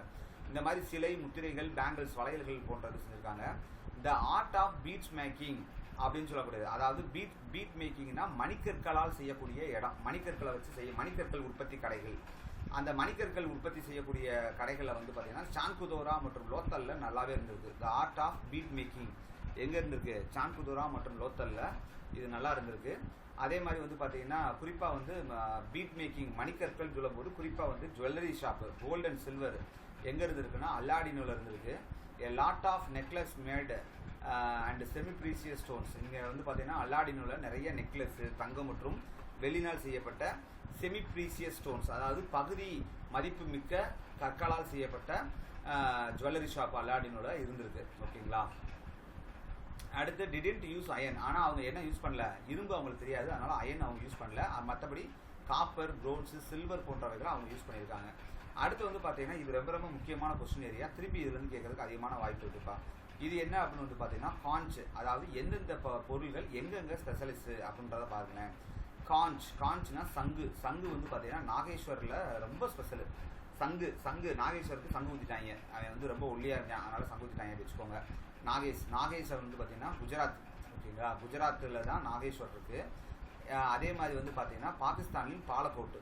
ஸோ சங்கு பாலை ஊற்றிட்டாங்க, இதெல்லாம் ஒரே மாதிரி இருக்கா? ஸோ பாகிஸ்தான் பாலக்கோட்டில், இது வந்து நம்ம கேரளாவில் இருக்கக்கூடிய பாலக்காடு கிடையாது, இது பாலக்கோட், பாகிஸ்தானில் இருக்கக்கூடிய பாலக்கோட். இங்கே வந்து பார்த்தீங்கன்னா காஞ்ச் என்று சங்கு வளையல்கள், பாலக்கோட்டில் சங்கு வளையல்கள். ஓகேங்களா? அதே மாதிரி சங்கு நாகேஸ்வர், குஜராத்தில் இருக்கக்கூடிய நாகேஸ்வர், இந்த ரெண்டு பகுதியிலுமே என்ன கிடைக்கும்? சங்கு, அந்த கோஞ்ச் வந்து நம்மளுக்கு கிடைக்கிறது. கோஞ்ச் ஷெல் அல்லது கோஞ்ச். அடுத்து லாபிஸ் லசூலி அப்படின்னு சொல்லக்கூடியது ஷாட்டுகை. இது எங்கே இருக்குது அப்படின்னா, ஷாட்டுகை எங்கே இருக்குன்னா ஆப்கானிஸ்தானில் இருக்குது. இந்தியாவினுடைய வடக்கு எல்லை என்று நம்ம ஸ்கூல் புத்தகத்தில் கொடுத்துருக்காங்க. ஆனால் ஜம்மு காஷ்மீருடைய மாண்டா தான் வந்து வடக்கு எல்லையாக இருக்குது. ரெண்டுமே சரிதான் அப்படின்னு நான் சொல்லியிருக்கேன். ஸோ ஷாட்டுகை ஆப்கானிஸ்தான் வந்து அங்கே என்ன கிடைக்குதுன்னா வைடூரியங்கள் கிடைக்கிறது. த லாபிஸ் லசூலி, ஆங்கிலத்தில் என்ன சொல்லுவாங்க? த லாபிஸ் லசூலி என்று சொல்லுவார்கள். அடுத்து வந்து பார்த்தீங்கன்னா அது மட்டும் இல்லை, இந்த டின்னுமே அங்கே தான் கிடைக்குதுன்ற மாதிரி போட்டுருக்கு பாருங்க. அடுத்து கார்லினியன் என்று சொல்லக்கூடிய சிவப்பு மணிகள், இது எங்கே கிடைக்குதுன்னா லோத்தல், குஜராத்தில் லோத்தல்லையும் கிடைக்குது, சான்புதோரா, இந்த ரெண்டு இடத்துலையும் என்ன கிடைக்குது? கார்லினியன் என்று சொல்லக்கூடிய சிவப்பு மணிக்கற்கள் கிடைக்கிறது லோத்தல். அதாவது சிவப்பு மணி கிடைக்கிது அப்படின்னா லோன்னு போயிடுவாங்க அப்படின்னா வச்சுக்கோங்க. குஜராத்தில் கிடைக்குது, குஜராத்தின் லோத்தல். அதே மாதிரி சான்புதோரா. ஓகேங்களா? அடுத்து ஸ்டீடேட், அதாவது தமிழில் நுரைக்கல் அல்லது மாக்கல் என்று சொல்லக்கூடிய ஸ்டீடேட் கற்கள், இது எங்கே கிடைக்குதுன்னா ராஜஸ்தானில் கிடைக்குது. ஸோ சவுத் ராஜஸ்தானில் இது நல்லாவே கிடைக்குது நுரைக்கல். ஓகேங்களா? நீங்கள் வந்து ராஜஸ்தான் போனீங்கன்னா வெயில் பட்டு நீங்கள் அப்படியே வாயிலிருந்து நுரக்கி நம்ம இறந்துருவோம், அந்த மாதிரி வச்சுக்கோங்க நுரைக்கல். ஸோ அதனால் ஸ்டீடேட் என்ற நுரைக்கல் எங்கே கிடைக்குது? ராஜஸ்தான் அப்படின்னு வச்சுக்கோங்க. அடுத்து காப்பர் அப்படின்றது ராஜஸ்தான் மற்றும் ஓமனில் கிடைக்கிறது. காப்பர் எங்கே கிடைக்குது? அதே ராஜஸ்தான் மற்றும் ஓமன் போன்ற பகுதியில் கிடைக்குது. குறிப்பாக ராஜஸ்தானில் கெத்ரி என்று சொல்லக்கூடிய முக்கியமான ஒரு தாமிர சுரங்கம் ஒன்று காணப்படுகிறது. கெத்ரி சுரங்கம் எங்கே காணப்படுது? ராஜஸ்தானில் இருக்கக்கூடிய கெத்ரி சுரங்கத்தில் காப்பர் எடுக்கிறாங்க. ஸோ ராஜஸ்தான் மற்றும் ஓமன் ஆகிய இரண்டு பகுதிகளுமே காப்பருக்கு சிறந்த பகுதிகளாக அறியப்படுகிறது. அப்போ இது ஒரு முக்கியமான எந்தெந்த பகுதிகளில் என்னென்ன பகுதி கிடைக்குது அப்படின்றது ரொம்ப முக்கியமானது. அடுத்து வந்து பார்த்தீங்கன்னா மட்பாண்டங்களை பொறுத்த வரைக்கும் சிவப்பு, அதாவது ரெட் அண்ட் பிளாக் பாட்டரி என்று சொல்கிறார்கள். அதாவது சிவப்பு மற்றும் கருப்பு மட்பாண்டங்கள் என்று சொல்லப்படுகிறது. என்னன்னு கேட்டால் இந்த ரெட் வேர் பெயிண்டட்னு சொல்கிறாங்க. அதாவது சிவப்பை வந்து அடிச்சிருவாங்கப்பா. சிவப்பை நல்லா அடிச்சுட்டு என்ன பண்ணுவாங்கன்னா அதில் கருப்பு கலரில் எழுதுவாங்க. கார்த்தி அப்படின்னு எழுதுறாங்கன்னா கருப்பு கலரில் எழுதுவாங்க. சிவப்பு கலர் பேக்ரவுண்டு ஃபுல்லாக எப்படி இருக்கும்? சிவப்பில் இருக்கும். ஸோ இதுதான் என்ன சொல்கிறாங்க? Red ware painted with black design அப்படின்னு சொல்லுவாங்க. அதாவது சிவப்பால் வண்ணம் அடித்து கருப்பு கலரில் எழுதுவது. ஸோ இந்த மாதிரியான முறை தான் மட்பாண்டங்கள் கலையில் இருந்துச்சு, ஒரு சிறப்பம்சமாக இருந்துச்சு. யாரு என்னப்பா?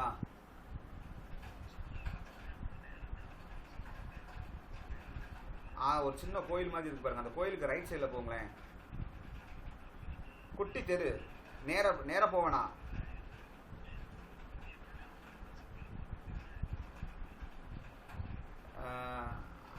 அந்த அதாவது அந்த தேவகி ஸ்கேன்லேருந்து உள்ளே நுழைஞ்சிங்களா? இப்போ ஒரே நிமிஷம் லைனில் இருக்குப்பா.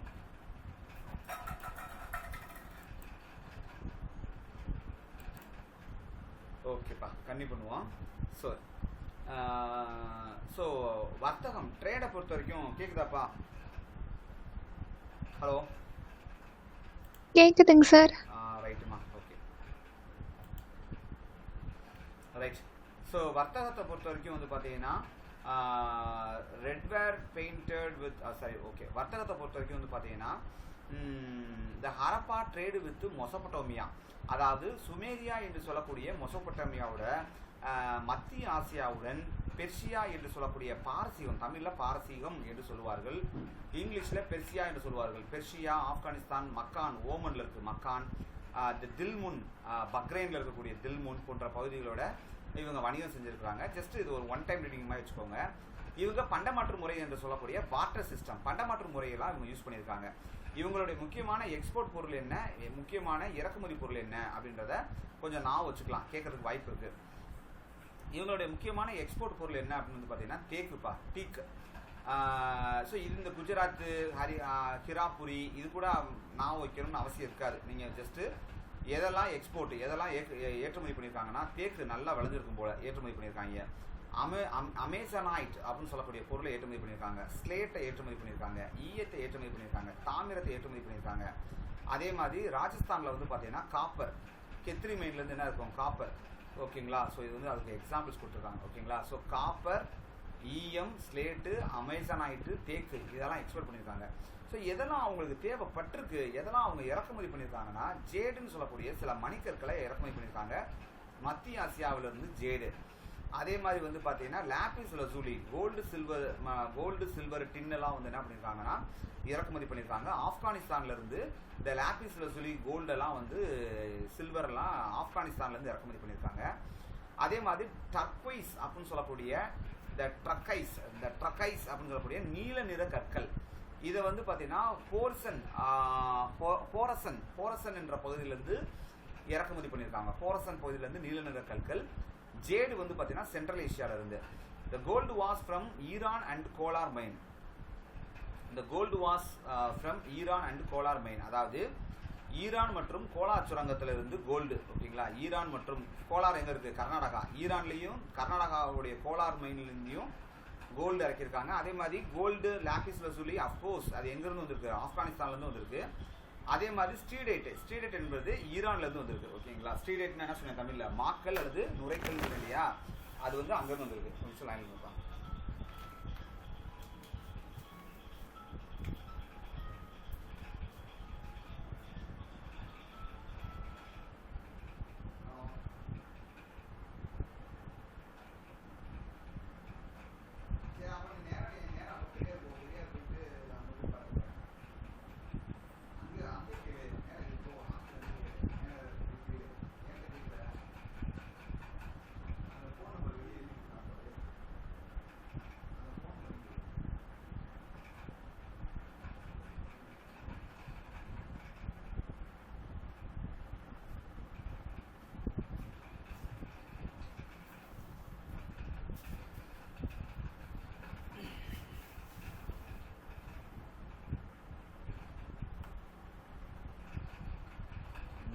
ஒரே நிமிஷம்ப்பா, ரெக்கார்ட் ஆகுதுன்னு பார்த்துக்கிறேன்.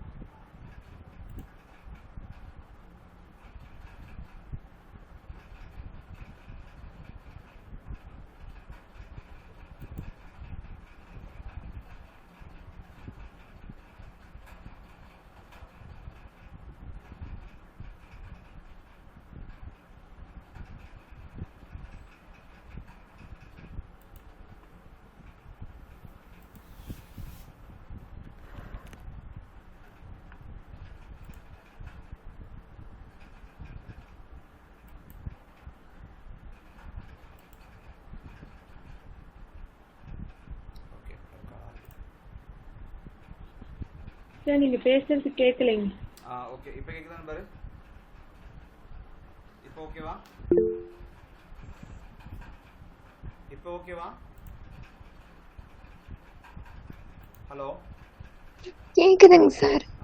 லாவண்யா உனக்கு தான் கேட்கல, என்னன்னு பாரு.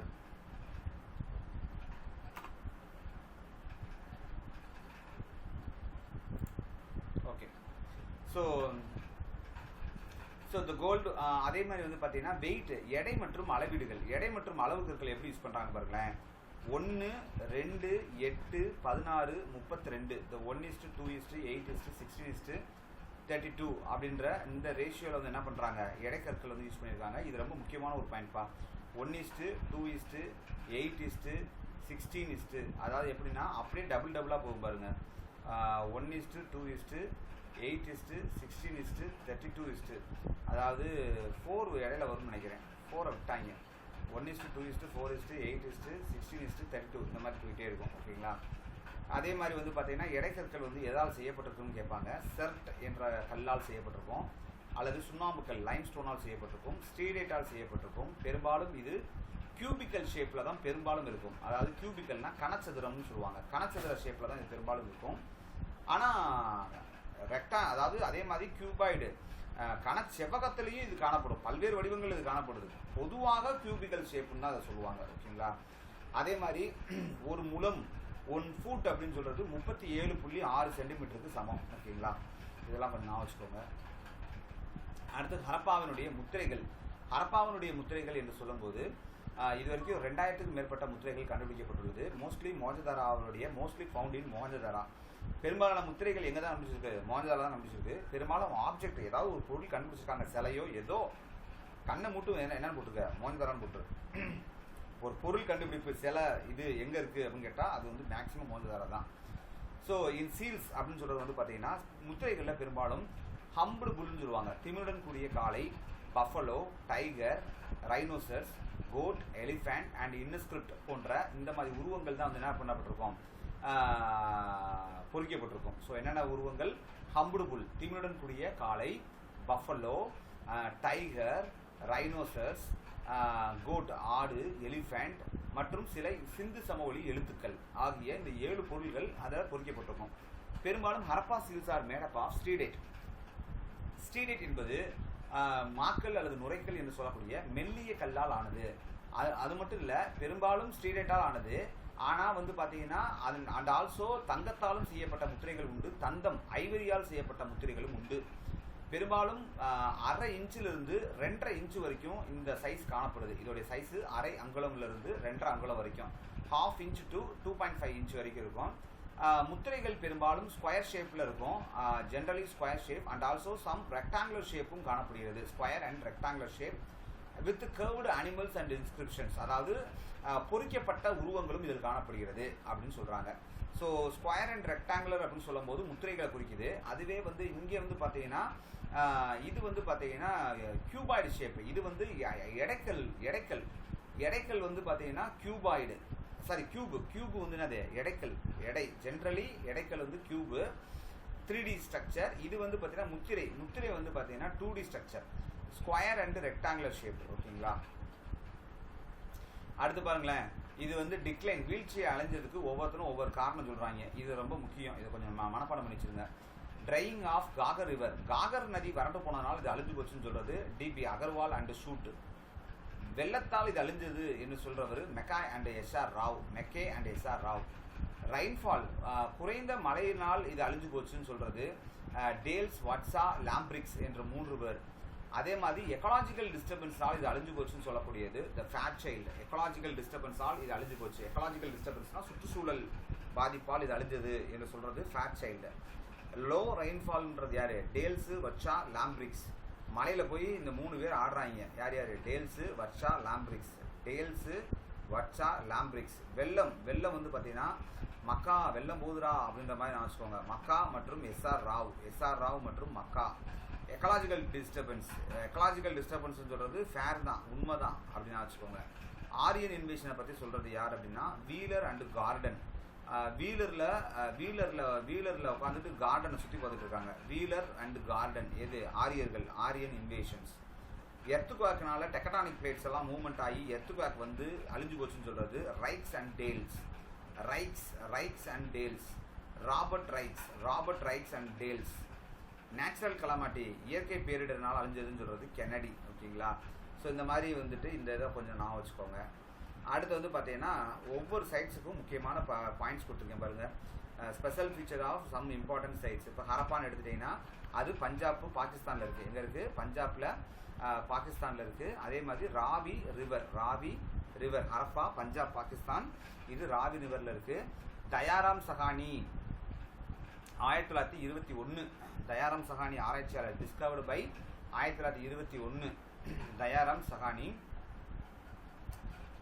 தயாராம் சகானி 1921 டிஸ்கவர்டு. அதாவது என்ன அப்படின்னா இதை கண்டுபிடிச்சது தயாராம் சகானி 1921. எதை? ஹரப்பாவை. எந்த நதிக்கரையில் இருக்குது? ராவி நதிக்கரையில் இருக்குது. இது எங்கே இருக்குது? பாகிஸ்தான் பஞ்சாப் மாகாணத்தில் இருக்குது. அடுத்து இதனுடைய ஆராய்ச்சியாளர் தயாராம் சகானி மட்டும்தானா? இல்லை. Madho Sarup and under guidance of John Marshall. The Madho Sarup and under guidance of John Marshall. ஓகேங்களா? அப்போ அதே மாதிரி இன்னொன்று தெரிஞ்சுக்கோங்க, எக்காரணம் கொண்டு என் நோட்ஸ் வெளியே போகக்கூடாது. நோட்ஸ் வெளியே போகிறது தெரிஞ்சு அப்படின்னா அப்புறம் நான் ரொம்ப ஸ்ட்ரிக்டாக ஆக்ஷன் எடுத்துக்குவேன். என் நோட்ஸ் யாருக்குமே நீங்கள் ஃபார்வேர்டுன்றது உங்கள் மொபைலே இருக்கக்கூடாது. ஃபார்வேர்டு பண்ணிங்கன்னா எனக்கு எப்படி தெரிய வந்துடும். தயவு செய்து ஃபார்வேர்டு யாருக்குமே என்னுடைய நோட்ஸ் வந்து ஃபார்வேர்டு பண்ணிடக்கூடாது. பார்த்துக்கோங்க, என்னுடைய ஓன் நோட்ஸு. இது நீங்கள் எங்கேயாவது ஃபார்வேர்டு பண்ணிங்கன்னா இது என்னோட நோட்ஸுன்ற மாதிரி தெரிய வந்துடும். தயவு செய்து யாருக்கும் ஃபார்வேர்டு பண்ணிடாதீங்க. அடுத்து வந்து மாதோ பிரட்ஸ். நான் உங்களுக்காண்டி தான் இவ்வளோ தூரம் ரிஸ்க் எடுத்து நான் பண்ணிகிட்டு இருக்கேன். அதனால் வந்துட்டு தயவுசெய்து யாருக்கும் எதுவும் பண்ணிடாதீங்க. Madho Sarup under guidance of John Marshall. ஓகேங்களா? இவங்கெல்லாம் வந்து என்னது? இவங்கெல்லாம் வந்து முக்கியமான ஆராய்ச்சியாளர்கள். எதோடைய ஆராய்ச்சியாளர்கள்? ஹரப்பாவுடைய ஆராய்ச்சியாளர்கள். So Dayaram Sahni, Madho Sarup and under guidance of John Marshall. Under guidance of John Marshall. அப்போ ஜான் மார்ஷல் இங்கே வந்து ஆராய்ச்சி நடப்பதற்கு காரணமாக இருந்திருக்கிறார். அவ்வளோதான். அப்போ 2 முக்கியமான நபர்கள் இருக்காங்க. யார் யார்? ஒன்று வந்து தயாராம் சகானி, 2வது மாதோ சரப்ரட். இவங்க 2 பேர் தான். ஓகேங்களா? சரி, இதோடைய ஸ்பெஷல் ஃபியூச்சர் பாருங்கள். மாண்டகோமாரி அல்லது சாகிவால் என்ற இடத்தில் இந்த கட்டடம் இருக்குது. அதாவது இந்த தலங்கள் இருக்குது. எங்கே? பஞ்சாபில் மாண்டகோமாரி அல்லது ஷாகிவால் என்ற இடத்துல தான் இது இருக்குது. என்ன வேணால் கொடுக்கலாம். பாகிஸ்தானில் பஞ்சாபில் இருக்குன்னு கொடுக்கலாம், மாண்டகோமாரி ஷாகிவாலில் இருக்குன்னு என்றும் கொடுக்கலாம். எல்லாம் கரெக்டு தான். First Indus site to be discovered. இதுதான்ப்பா முதல் கண்டுபிடிக்கப்பட்ட Indus site. 2 row of 6 granaries. ரெண்டு வரிசையில், ஒவ்வொரு வரிசையிலையும் 6 தானிய களஞ்சியங்கள், சிறு தானிய களஞ்சியங்களாக 6 சிறு தானிய களஞ்சியங்களை 2 வரிசையில் கொண்ட அமைப்பு இங்கே காணப்படுது. இந்த 2 row of 6 granaries. அதாவது எப்படின்னா 2 ரோ இருக்கும், ஒவ்வொன்றிலையும் 6 தானிய களஞ்சியங்கள் இருக்கும். இப்போ புரியுதா?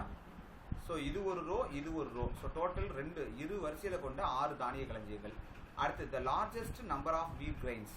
அதே மாதிரி பெரிய வீட் கிரெயின்ஸ், பெரிய கோதுமை இங்கே தான் வந்து கிடச்சிருக்கு. அடுத்து ரெட் ஸ்டாண்ட்ஸ்டோன் டார்சோ, அதாவது நியூடு மேல், நிர்வாண ஆணின் சிவப்பு மணற்கல்லால் செய்யப்பட்ட சிலை இங்கு கண்டுபிடிக்கப்பட்டுள்ளது. The red sandstone torso of nude male. ரொம்ப ரொம்ப முக்கியம். இதெல்லாம் ரொம்ப முக்கியம்னா நானே டிக் பண்ணிடுறேன். The first Indus site to be discovered Harappa தான். த 2 row of 6 granaries இங்கே தான். The red sandstone torso of nude male இது இங்கே தான். The evidence of the coffin burial, சவப்பெட்டி அடக்கம் செய்யப்பட்டது இங்கே கண்டுபிடிக்கப்பட்டிருக்கு. இதில் வந்து இது வந்து வேணால் அது முக்கியம்னு எடுத்துக்கலாம். ஏன்னு கேட்டால் ஹரப்பாவில் மட்டும்தான் சவப்பெட்டி அடக்குமுறை காணப்படுது. குறிப்பாக ரெண்டு டைப்பே காணப்படுது. ஒன்று R37 டைப்பு, இன்னொன்று வந்து பார்த்தீங்கன்னா செமெட்ரி H டைப்பு. இந்த செமெட்ரி H டைப் அப்படின்றது வந்து பார்த்தீங்கன்னா R37 R symmetry H type கல்லறை. ஓகேங்களா? அடுத்து வந்து பார்த்தீங்கன்னா இந்த 2 டைப்பில் இங்கே காணப்படுது. பார்த்தீங்களா? நான் கூட சொன்னேன்னா இந்த பெரும்பாலும் கல்லறைகள் வந்து அடக்கப்படுறது நார்த்து சவுத்தாக தான் வச்சு அடக்கம் பண்ணுவாங்க அப்படின்னு சொன்னேன். பார்த்தீங்களா? அந்த வகையில் அடக்கம் பண்ணுறது தான் அந்த H டைப்லாம். So R37 and H type. ஆனால் இதுவே நீங்கள் மோதிதாராவில் வந்து பார்த்தீங்கன்னா கல்லறையே இருக்காது. ஸோ அந்த வகையில் வேணால் இது வந்து கஃபின் பரியல் என்று சொல்லும்போது சவப்பெட்டி அடக்கம் செய்கிறது இங்கே ஒரு one of the special future.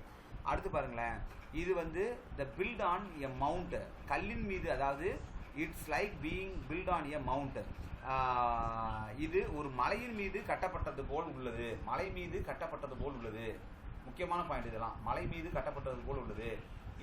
It's like a பரீடு city. இது புதையுண்ட நகரம் என்று அழைக்கப்படுகிறது. இது பரீடு சிட்டி என்று அழைக்கப்படுகிறது. இது 4700 முதல் 5000 ஆண்டுகளுக்கு முற்பட்டது. 2ல் எது வந்தாலும் காட்ட முடியும். 2மே ஸ்கூல் புக்கில் இருக்குது. பிக்கர் தென் மோதிதாரா, இது மோதிதாராவை விட பெரியது. ஓல்டர் தென் மோதிதாரா, இது மொஹஞ்சதாராவை விட பெரியது மற்றும் பழமையானது. இந்த எத்தனை பாயிண்ட் சொல்லியிருக்கேன் மொத்தம்? இதில் ஒரு 4, இதில் ஒரு 6, மொத்தம் 10 பாயிண்ட் சொல்லியிருக்கேன் இல்லையா? இந்த 10 பாயிண்ட் தாண்டி எதுவுமே வராது. இதில் இருக்கிறது அப்படியே மனப்பாடம் பண்ணிடுது. ஓகேவா? அடுத்து பாரு, ஃபஸ்ட்டு விசிட்டட். ஏற்கனவே வந்து சார்லஸ் மேசன் வந்து ஹரப்பாவை வந்து விசிட் பண்ணது 1826. அலெக்சாண்டர் ஃபர்னே இதுக்கு வந்தது 1831. அண்ட் ஆல்சோ அதே இடத்துல வருஷத்தில் அம்பரிக்கும் வந்திருப்பார். அதை அம்பரியில் பார்த்துக்கலாம்.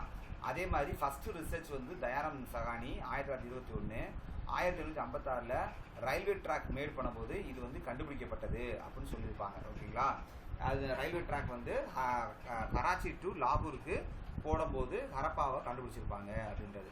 அடுத்து வந்து பாருங்கள் மோஹன்தாராவை பொறுத்த வரைக்கும் இது 1980 யுனெஸ்கோவால் வேர்ல்டு ஹெரிட்டேஜ் சைட்டால் அங்கீகரிக்கப்பட்டது. அதே மாதிரி மோஹன்தாரா வந்து லர்கான் டிஸ்ட்ரிக்ட் பாகிஸ்தானில் இருக்குது, சிந்து நதிக்கரையில் இருக்குது. இது இறந்தவர்களின் மேடு த மவுண்ட் ஆஃப் டெத் என்று அழைக்கப்படுகிறது. இது இறந்தவர்களின் மேடு என்று த மவுண்ட் ஆஃப் டெத் என்று அழைக்கப்படுகிறது. சார் அங்கே ஒன்று பார்த்தோம் sir, it's like being built on a mount. இது மலையின் மீது கட்டப்பட்டது போல் உள்ளதுன்னு கேட்டால் இதை போடணும், எது ஹரப்பாவை போடணும். ஆனால் மவுண்ட் ஆஃப் டெத்துன்னு சொன்னால் அது மோஹன்தாராவை போடணும். அப்படி ஈட்சங்க அப்படி தான். ஓகேங்களா, இதோடைய ஆராய்ச்சியாளர் பாருங்கள் RD Banerji 1922, the first EJH Mackay, அடுத்து MS வாட்ஸ், அடுத்து Kashinath Narayanan Dikshit, the RD Banerji 1922, the first EJH Mackay, MS வாட்ஸே அண்ட் காசிநாத் நாராயணன். இந்த காசிநாத் நாராயணனை தான் வந்து KN தீக்ஷித் அல்லது KN தீக்ஷித் என்று சொல்லுவாருங்க. 37 ASI ஆர்கியாலஜிக்கல் சர்வே ஆஃப் இந்தியாவுடைய டைரக்டர் இருந்தவர். இவங்க 4 பேருமே இதை ஆராய்ச்சி பண்ணியிருக்காங்க மோஹன்தாரா. இருந்தாலும் ஆர்டி பேனர்ஜி தான் ரொம்ப முக்கியமான ஆள். ஆர்டி பேனர்ஜி போக மிச்சம் இருக்கக்கூடிய முக்கியமான ஆள் யார் யாருன்னு தெரிஞ்சுக்கோங்க. யார் யார் வரா? EJH McKay, watts, Kasinath Narayanan, இவங்க எல்லாம். ஓகேங்களா, சரி இதோடைய சிறப்பு அம்சங்கள் என்னன்னு பாருங்க. இதில் வந்து செகண்ட் இண்டஸ்ட்ரைட் பாரு, 2வது கண்டுபிடிக்கப்பட்ட தளம். பெரிய தானிய களஞ்சியம் உள்ளது. சிறிய தானிய களஞ்சியம்னா ஹரப்பா, பெரிய தானிய களஞ்சியம்னா இது மோஹன்தாரா. த லார்ஜஸ்ட் பில்டிங் அப்படின்னு சொல்லலாம். அதே மாதிரி பசுபதி சீல் கண்டுபிடிச்சிருக்காங்க. நடனமாடும் பெண்ணின் சிலை, டான்சிங் கேர்ள்ஸ் பிரான்ஸ் ஸ்டாச்சு கண்டுபிடிச்சிருக்காங்க. இந்த பிரான்ஸின் போடும்போது பிரான்ஸ் ஸ்டாச்சுன்னு சொன்னாலும், அதாவது வெண்கல சிலைன்னு சொன்னாலும் கரெக்டு தான், தாமிர சிலைன்னு சொன்னாலும் கரெக்டு தான். ஏன்னா தாமிரத்திலிருந்து தான் பிரான்ஸ் வருது. எக்ஸாக்ட் ஆன்சர் வந்து பிரான்ஸ் தான். ஒருவேளை ரெண்டுமே கொடுத்தா நான் எதை சார் போடுறதுன்னு கேட்டால் பிரான்ஸுக்கு ஃபஸ்ட் ப்ரியாரிட்டி கொடுத்துக்க. ஸோ பிரான்ஸ் டான்சிங் சிலை, Pashupati seal, great granary, the second Indus site. அதே மாதிரி the steatite image of bearded man, அதாவது தாடி வைத்த மதகுரு சிலை. இது மாக்கல்லால் செய்யப்பட்டது, ஸ்டீரேட்டால் செய்யப்பட்டது. இங்கே தான். அடுத்து 3 சிலிண்ட்ரிக்கல் சீல்ஸ் ஆஃப் மொசொப்பட்டோமியாவை சேர்ந்த 3 உருளை வடிவ முத்திரைகள் கண்டுபிடிப்பு. த கிரேட் பாத், பெரிய swimming pool. The hardest of skeletons found on stair கேஸ்ன்னு நினைக்கிறேன். ஆமாம், படிக்கட்டில் கண்டுபிடிக்கப்பட்ட எலும்புக்கூடுகளின் கூட்டங்கள். அடுத்து வந்து பார்த்தீங்கன்னா மல்டிபில்லர் அசம்பிளி ஹால், அதாவது பல தூண்களை கொண்ட அசம்பிளி, பல கூட்டங்களை கொண்ட சட்டப்பேரவை. அந்த மாதிரி, அதாவது சட்டப்பேரவைனா உங்களுக்கு புரிவதற்கான சட்டப்பேரவைன்னு சொன்னேன். அந்த மாதிரி சட்டப்பேரவை எதுவும் கிடையாது, பட் அசம்பிளி ஹால் இருந்திருக்கு. கூட்ட அரங்கு, அதை வந்து கூட்ட அரங்கு என்று சொல்ல வேண்டும். அசம்பிளி ஹால், இந்த மல்டிபில்லர் அசம்பிளி ஹால். ஓகேங்களா, மல்டிபில்லர் அசம்பிளி ஹால் இருந்தது. இதெல்லாம் வந்து என்னது மொஹஞ்சதாரோ. ஆனால் இங்கே என்ன கிடையாது, நோ சிமெட்ரிக்ஸ், கல்லறை கிடையாது. அதே மாதிரி இந்த பிரான்ஸ் மிரர், அதாவது வெண்கல கண்ணாடி, நீடில் ஊசி, ரம்பம், த பிரான்ஸ் ஸ்டாச்சு, வெண்கல சிலை, அதாவது காளையுடைய வெண்கல சிலை, இதெல்லாம் வந்து இங்கே காணப்பட்டிருக்கு. ஓகேங்களா, அதே மாதிரி there is no cemeteries or strategic sites. Strategic சைட்ஸ்னால் சோகமான இடமோ கல்லறையோ இங்கே கிடையாது எதில் மோஹன்தாரால. அதே மாதிரி நோட் பாருங்க, it may be belongs to 3000, அதாவது 3250 2250 காலத்தை சேர்ந்ததாக இருக்க முடியும் என்று யார் சொல்லியிருக்கா? ஜான் மார்ஷல் சொல்லியிருக்கிறாரு. And also he visited in 1931. John Marshall 1931 இதுக்கு வந்திருக்கிறாரு. ஓகேங்களா, அதே மாதிரி it was the largest city in overall IVC. இதுதான் வந்து லார்ஜஸ்ட் சிட்டி இன் ஓவரால் ஐவிசின்னு சொல்கிறாங்க. இதை நான் இந்த பாயிண்ட்டை நான் வெரிஃபை பண்ணிக்கிறேன். ஏன்னா லார்ஜஸ்ட்டுன்றது ஹரப்பாவை தான் சொல்லுவாங்க, மோஹன்தாராவை சொல்ல முடியுமா அப்படின்றத நான் பார்த்து வெரிஃபை பண்ணி சொல்கிறேன். ஞாபகப்படுத்துங்க, கிளாஸ் முடிஞ்சதுக்கப்புறம் ஒரு ஈவினிங் போல் ஞாபகப்படுத்துங்க. ஓகேங்களா, வெரிஃபை பண்ணி சொல்கிறேன். அடுத்து லோக்கல் அப்படின்றது வந்து பார்த்தீங்கன்னா இட்ஸ் அ கமர்ஷியல் போர்ட்டுப்பா, வாணிக துறைமுகம். அது மட்டும் இல்லை, டாக்யார்ட் போர்ட்டு, கப்பல் கட்டுற பணியும் அங்கே நடைபெற்றிருக்கு. டாக்யார்ட் போர்ட்டு, கப்பல் கட்டும் துறைமுகமாகவும் அங்கே இருந்திருக்கு. போகவா ரிவர், அதாவது இது குஜராத்தில் இருக்குது, போகவா ரிவரில் இது இருக்குது. லோத் என்பதற்கு டெத்து, இறப்பு என்று பொருள். லோத் என்பதற்கு டெத் என்று பொருள். Also means mount of death. மவந்தரா மாதிரி இதுவும் மவுண்ட் ஆஃப் டெத் என்ற பேரு இந்த லோத்தலுக்கு உண்டு. இதனுடைய ஆராய்ச்சியாளர்கள் எஸ்ஆர் ராவ். 1953 இது தோண்டப்பட்டது, 57 முடிக்கப்பட்டது. ஸோ 53, 57 ரெண்டையுமே கேட்கலாம். கேள்விக்கு ஏற்ற பதில். எப்பொழுது தோண்டப்பட்டதுன்னா 53, எப்பொழுது இது வந்து முடிக்கப்பட்டு கண்டுபிடிக்கப்பட்டதுன்னு கேட்டால் 57.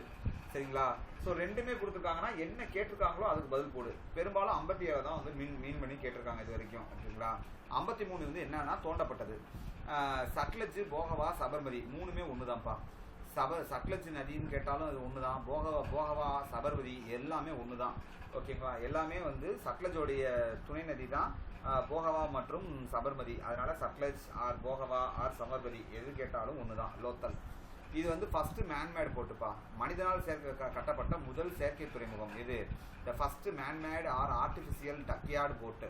அது மட்டும் இல்லை, வேர்ல்டு ஃபர்ஸ்ட் டைடல் போர்ட்டு இதுதான்.